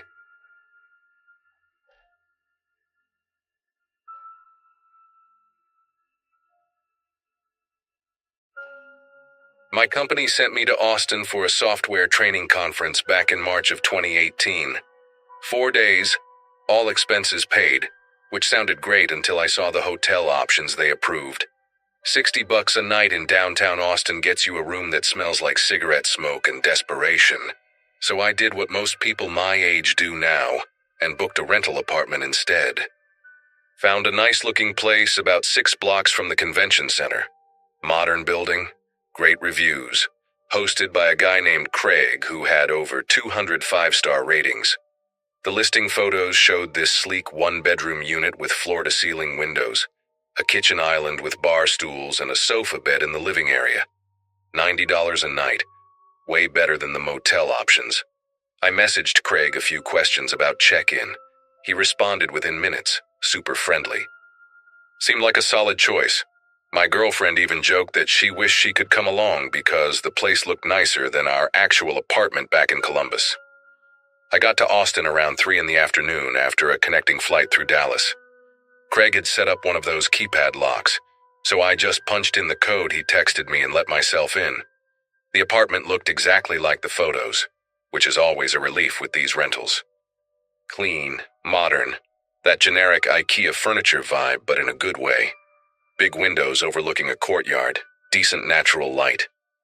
I dropped my suitcase in the bedroom, checked out the bathroom, opened the fridge to see if there was anything inside. Standard stuff, a few condiment packets, bottled water, a welcome note on the counter with the Wi-Fi password and some restaurant recommendations.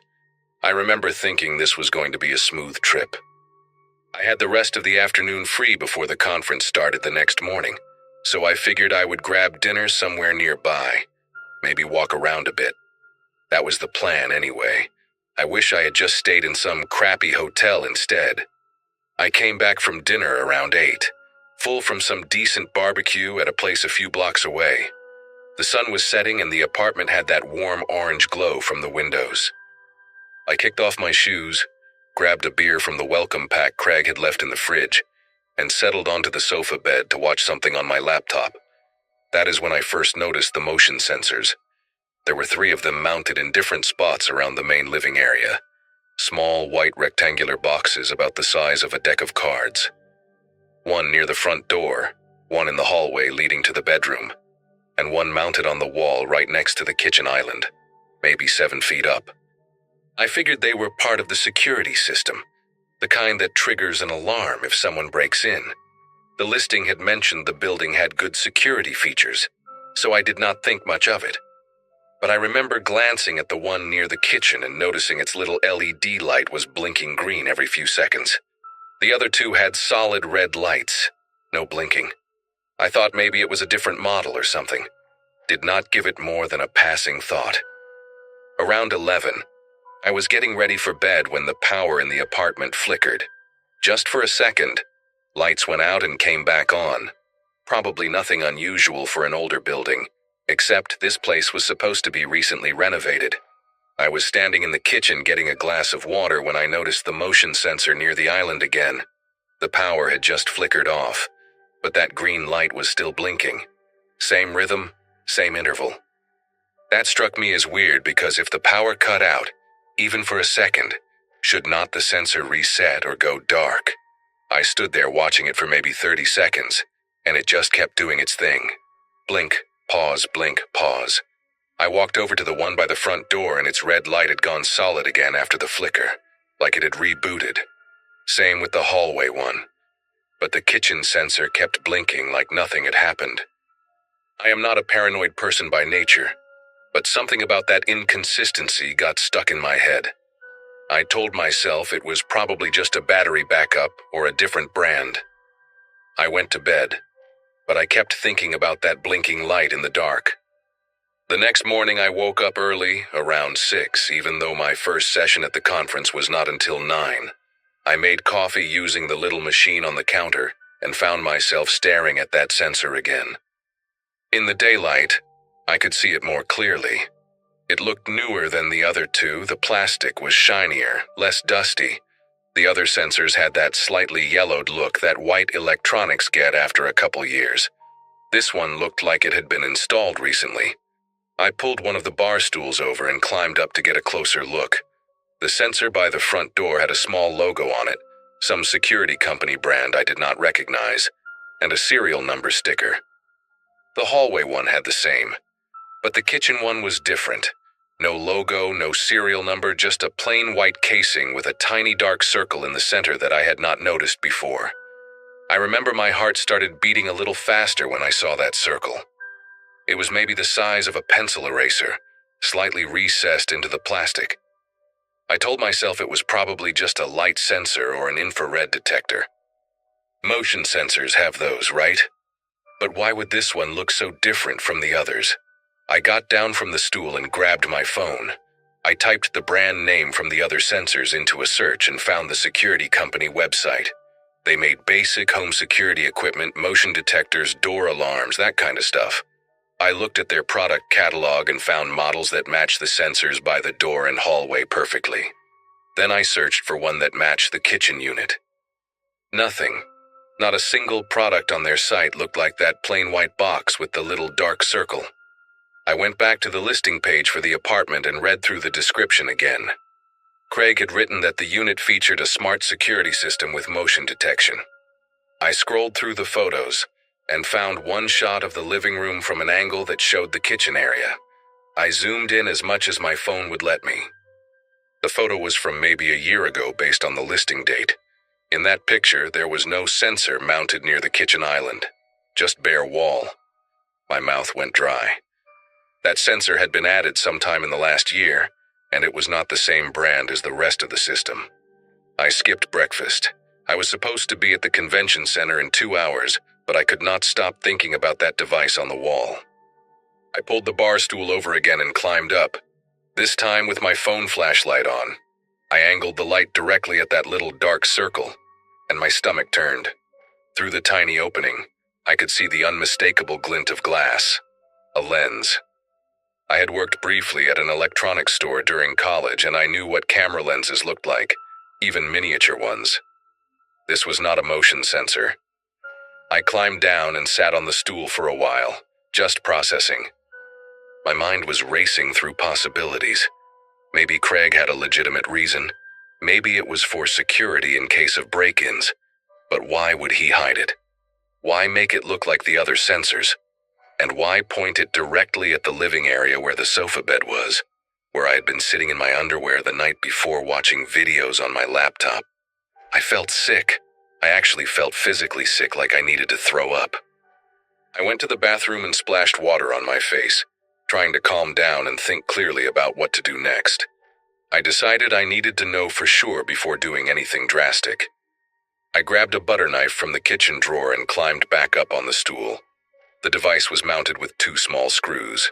Phillips head, nothing complicated.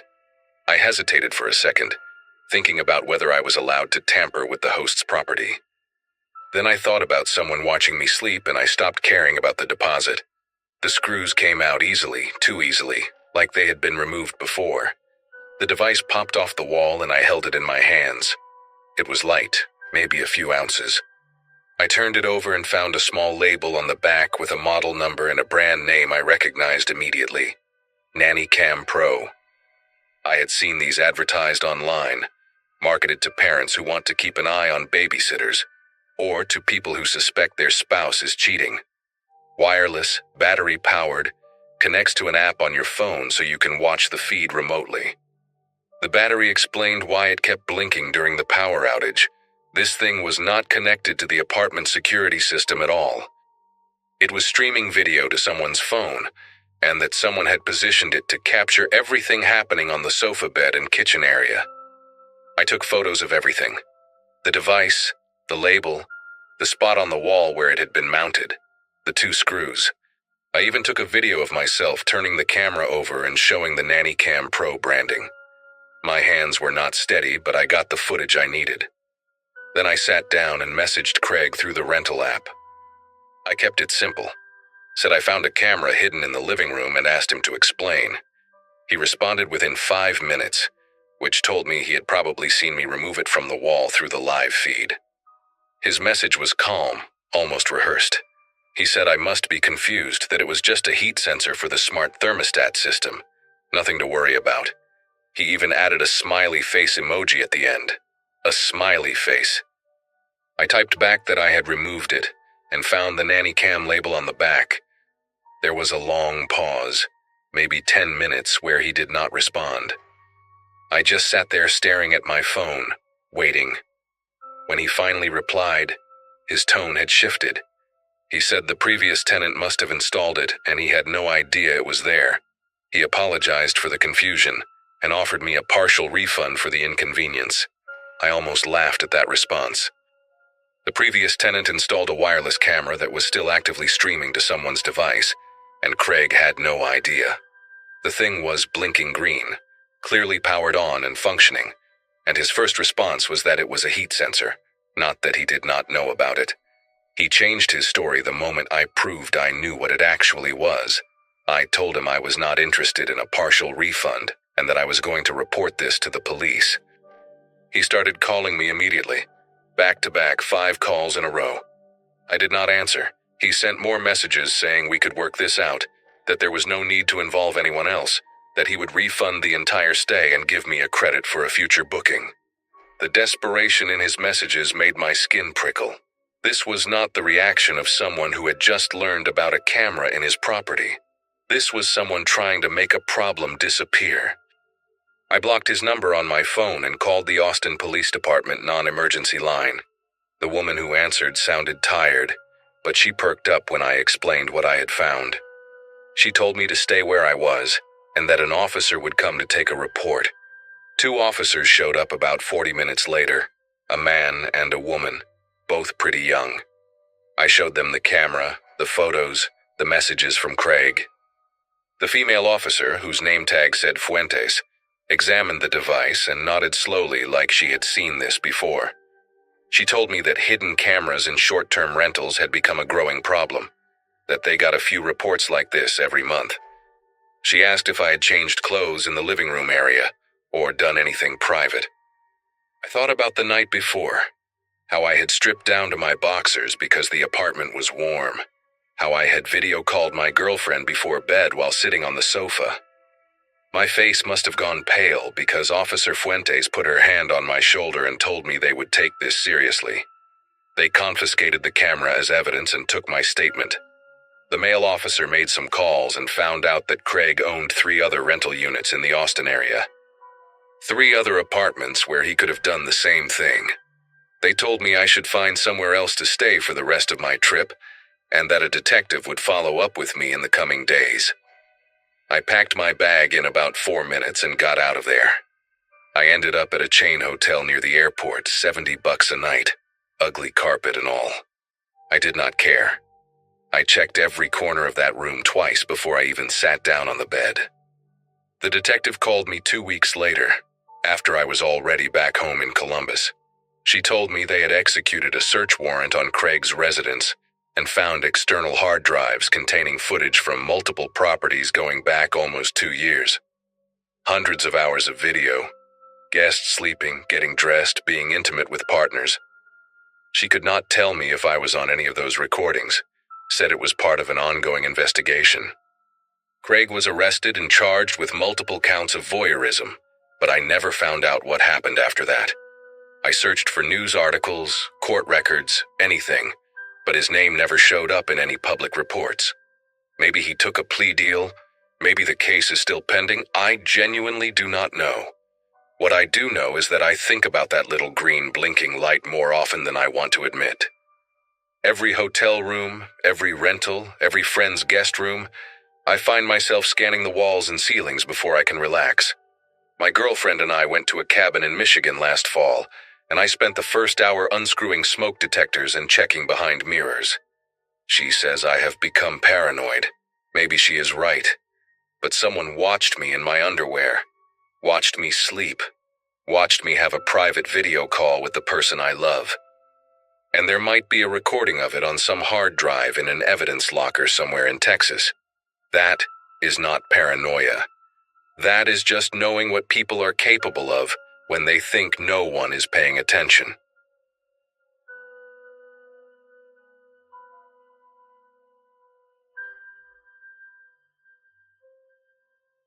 A bag full of camera gear and a deadline to meet had pushed me to book a last-minute stay at a restored carriage house attached to an old estate. At the time, life felt like a patchwork of shoots, edits, and travel, and I'd gotten used to working from whatever room I happened to land in. This place had that curated historic charm vibe. Exposed beams, polished floors, the smell of furniture wax lingering in the air.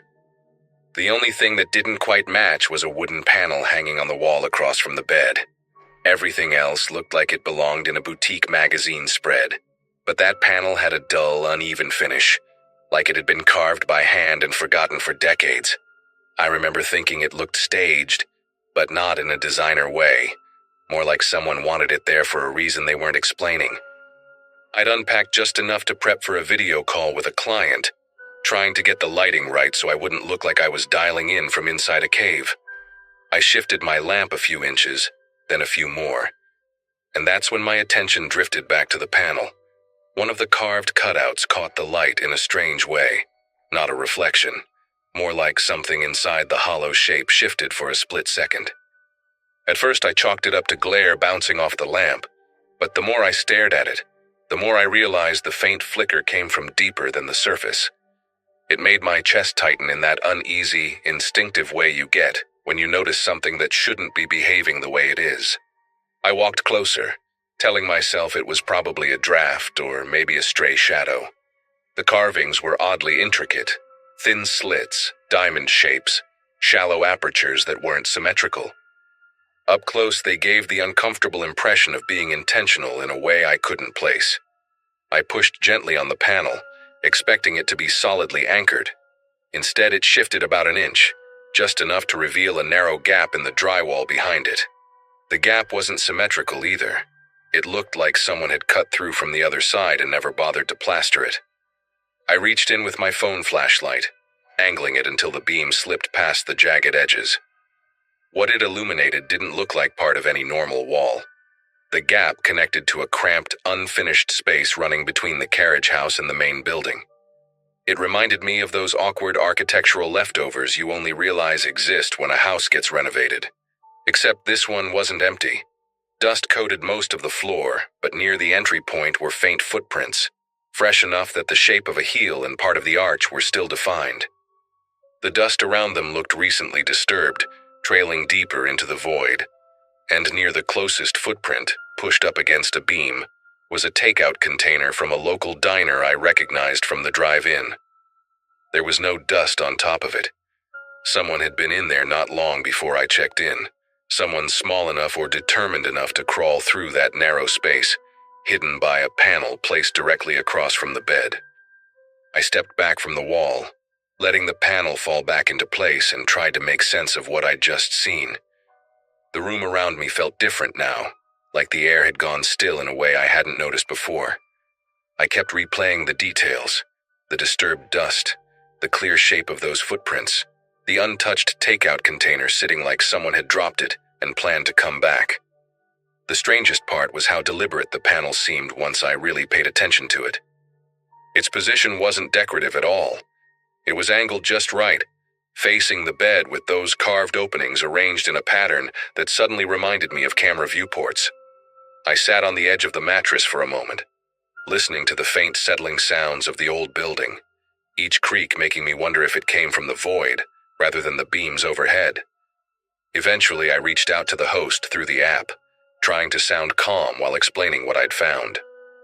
She answered quickly, almost too quickly, brushing everything off like it was part of some harmless architectural quirk. "Oh, that old construction gap has been there forever," she wrote, as if that explained the fresh tracks or the takeout container that couldn't have been older than a day. When I mentioned the panel and how it didn't match the rest of the decor, she doubled down, insisting it was just a touch of historical character. But nothing about it felt historical. The edges weren't worn the way the beams were, and the screws holding it in place looked new. Her casual dismissal only made my pulse pick up, because now it felt like she either didn't know the truth or didn't want to acknowledge it. I ended the chat feeling more unsettled than before, and decided to check the panel again, this time listening carefully as I nudged it aside. The gap wasn't wide enough to climb through, but the space beyond extended far enough that someone could definitely move around in it. I angled my phone light deeper into the void, sweeping it slowly across the exposed joists and insulation. A faint glint caught my eye from farther inside, something metallic reflecting just enough to stand out. I couldn't reach it, but knowing it was there made the whole situation feel even stranger, like whoever had been in that space wasn't just hiding, they were bringing things in. Staring at that dim reflection, I couldn't shake the feeling that the panel wasn't just a cover, it was a viewport. As evening crept in, I tried to work on my project, but every so often I caught myself glancing at the panel, waiting for another flicker. The room had dimmed to that bluish hue you get when the sun drops behind the trees, and the panel's carvings seemed to absorb the light instead of reflecting it. At one point, a soft tapping sound drifted through the wall, quick, subtle, almost playful. It wasn't like the building settling. It had a rhythm to it, like someone making sure I was still aware of the panel. I set my laptop aside and stood completely still, straining to hear anything else. The tapping didn't continue, but something inside that void shifted, just a small movement, a faint rustle. Enough to confirm I wasn't imagining things. Someone was in there, and they were waiting for the right moment to move again. Night settled over the property in a way that made the carriage house feel detached from the rest of the world. The estate's exterior lights barely reached my windows, leaving most of the room in a muted haze. I tried distracting myself with editing work, but every sound felt amplified. The hum of my charger, the faint rattle of the old pipes, even the distant breeze threading through the trees outside. I kept glancing at that wooden panel, trying to convince myself I was being dramatic, but each time I looked, the carvings seemed slightly darker, like whatever space sat behind them was absorbing the glow of the room. I angled my lamp away from it, hoping not to catch another flicker, but that only made the rest of the wall seem to recede into a deeper shadow. After an hour of trying to ignore the unease creeping into my thoughts, I decided to message a friend who lived a few states over. I didn't give every detail at first, just said the rental had some weird construction stuff, and that I wasn't loving the energy in the room. She asked if the place had good reviews, and I told her it did, though now I wondered how many people had actually inspected the walls. While we talked, I kept pacing between the bed and the kitchenette, never letting my back face the panel for too long. Halfway through typing a message, I heard a soft scrape from inside the wall. Not loud, not aggressive, just enough to make my breath catch. The timing felt deliberate, like whoever was inside knew I'd been trying to reach someone. I moved closer again, phone in hand, and leaned in toward the carvings. The panel stayed still, but the temperature near that section of the wall felt noticeably cooler, as if air were passing through from a draft deeper inside the void. I held my phone's camera toward one of the carved openings, hoping maybe I could catch a glimpse of what was beyond. Instead, the screen reflected something I hadn't expected. The faint outline of another object positioned behind the panel, angled toward the room. At first I thought it was some kind of support beam, but then I realized the shape was too clean, too symmetrical. It looked like a small plastic housing, the kind used for cheap lenses or peephole kits, not built into the wall. Added. That's when a slow, steady exhale drifted through the gap. I backed up instinctively, heart pounding so hard it felt like it echoed through my ribs. The exhale wasn't forceful or threatening, but it carried the unmistakable sound of someone trying to stay quiet and failing. I stared at the panel, half expecting it to shift forward, but it didn't move. Whoever was in that hidden space was choosing not to reveal themselves, which somehow felt worse. The silence that followed stretched out so thin it felt like it could snap. I had the overwhelming sense that if I turned away for too long, the panel might not look the same when I faced it again. The gap behind it had held footprints, food, and a lens. Now it held someone breathing, watching, waiting. Calling the host again felt like the only reasonable move, even though her earlier dismissal had rattled my trust. I stepped outside onto the small porch to get distance from the panel, gripping my phone so tightly I nearly dropped it. When she picked up, her tone was strained, like she'd been expecting the call but wishing she hadn't. I explained what I had heard, every scrape, every shift, every breath, and I could tell she wanted to wave it away again, but something in my voice must have cut through her routine reassurances. After a long pause, she admitted the property had old access routes that previous owners used for maintenance. When I mentioned the fresh footprints, she stopped talking altogether. Eventually, she said she was on her way over, but her hesitation made it sound like she wasn't coming to solve a problem, just to contain it. The wait for her arrival felt endless. I stayed outside with the porch light buzzing overhead, glancing back through the window every few seconds to keep the panel in sight. The room looked perfectly still from the outside, but that made me even more nervous. It felt staged, like someone inside the wall had also gone quiet now that I was out of reach. I kept imagining the hidden space running between the buildings, twisting and narrowing, unknown corners hidden by decades of construction. Someone could crawl through all that without ever stepping foot inside the room itself. When headlights finally cut across the gravel driveway, I felt a rush of relief, brief but strong enough to push me forward. The host stepped out of her car with a flashlight in hand, avoiding eye contact as she walked toward me. She didn't ask how I was or apologize for the situation. She just told me to wait outside while she checked the interior. I couldn't let that happen. If someone was in the wall, I wasn't letting her walk into that room alone. We went in together, her flashlight scanning the floor, the corners, finally landing on the panel. Up close, even she seemed surprised by how out of place it looked. Without saying much, she tugged the panel free. Behind it, the gap yawned open, the void stretching into darkness. Her beam caught the footprints, the takeout container, and then, farther in, the glinting object I'd seen earlier. It wasn't a peephole lens. It was a small handheld camera, pointed directly toward the room. She backed away fast, breathing unevenly, and whispered that she needed to call her husband. I didn't wait to hear why.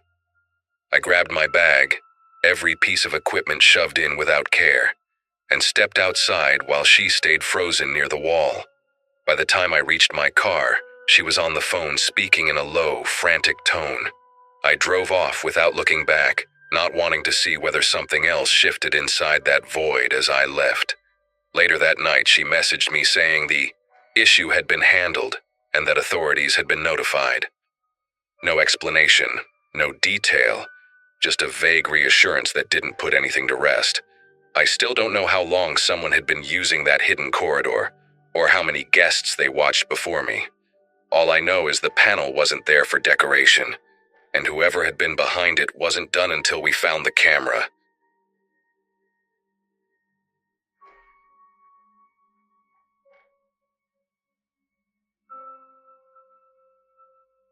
The Airbnb I booked that spring belonged to a family living in a quiet residential neighborhood on the edge of a small town, the kind of place where most houses had wind chimes and faded porch swings. I'd taken the trip to get a break from my cramped apartment and finish a remote work project without constant interruptions. The listing showed a separate guest suite attached to the main house, with its own entrance, and a small laundry room between the two spaces. I remember noticing how the laundry room door had a heavy old brass handle, tarnished in a pattern that looked almost like fingerprints frozen into the metal. The host, a woman named Laura, greeted me at check-in with a quick tour and a rehearsed explanation about privacy. Everything seemed straightforward, even comforting in that mild suburban way. The first couple of days passed quietly. I spent most of my time typing at the little desk next to the window, listening to distant lawnmowers and the soft hum of the fridge. It wasn't until my third morning that I noticed something in the laundry room that didn't match how I'd left it. A large bottle of detergent with a cracked blue cap had shifted a few inches to the left on the shelf. It stood out because I remembered the uneven way it leaned when I'd placed it back after washing a pair of jeans. Now it sat neatly upright, like someone had corrected its posture. At the time, I chalked it up to my memory playing games, even though I kept replaying the image of how it had looked the night before. Later that evening, I went to toss a towel into the dryer and felt a faint lingering warmth inside the drum.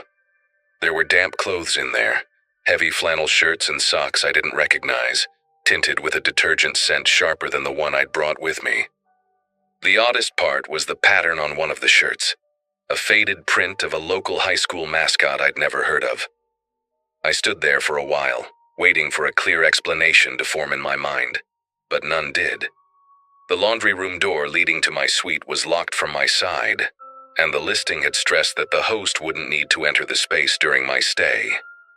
That night, something pulled me out of sleep. Not a sudden noise, but a strange sense that the air in the room felt disturbed, like it had recently shifted. I stayed still, listening. Within a few seconds, faint footsteps reached me through the wall near the laundry room. They had a soft, dragging rhythm, almost as if the person was trying to minimize the sound of each step. Then came whispers. Two voices, one low and steady, the other barely audible, murmuring in the cramped space behind the locked door. I sat up in bed, staring at the dark outline of the laundry room entrance, wondering how many nights this had been happening without me noticing.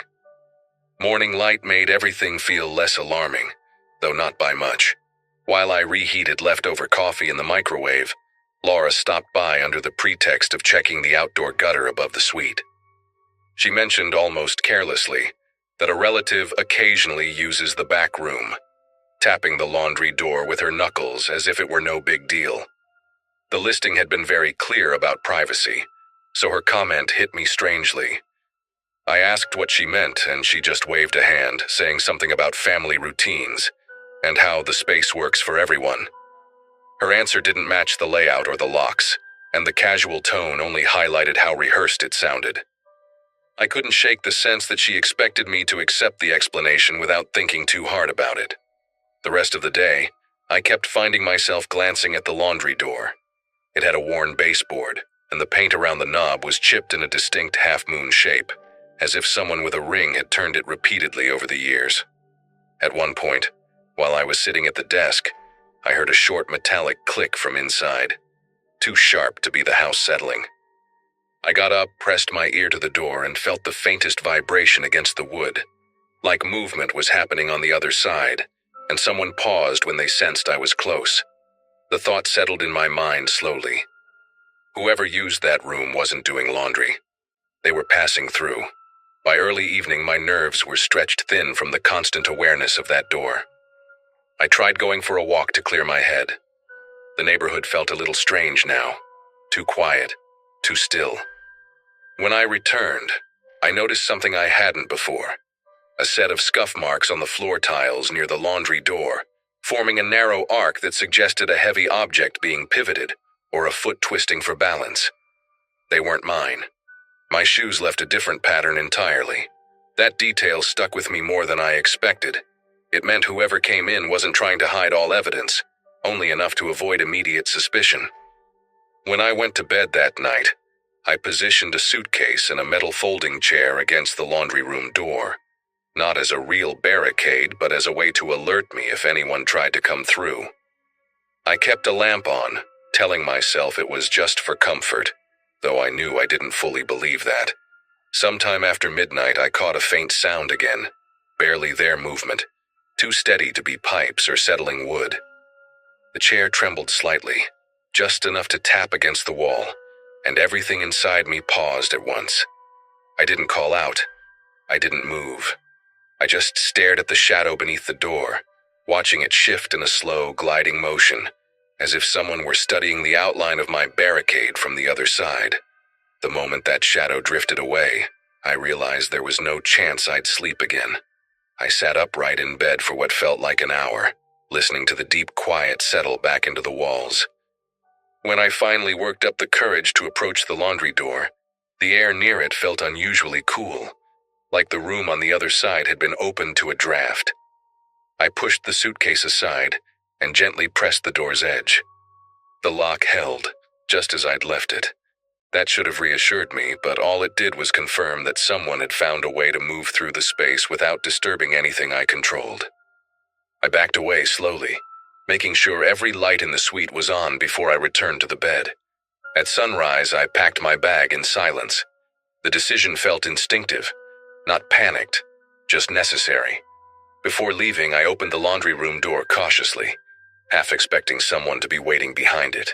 Instead, I found a detail I hadn't noticed before, a narrow seam in the drywall behind the dryer, running vertically like a hidden panel. The edges were smudged with faint streaks of gray, almost like fingerprints dragging along plaster. I didn't touch it. Just seeing it was enough to understand how easily someone could slip in and out without using the locked door at all.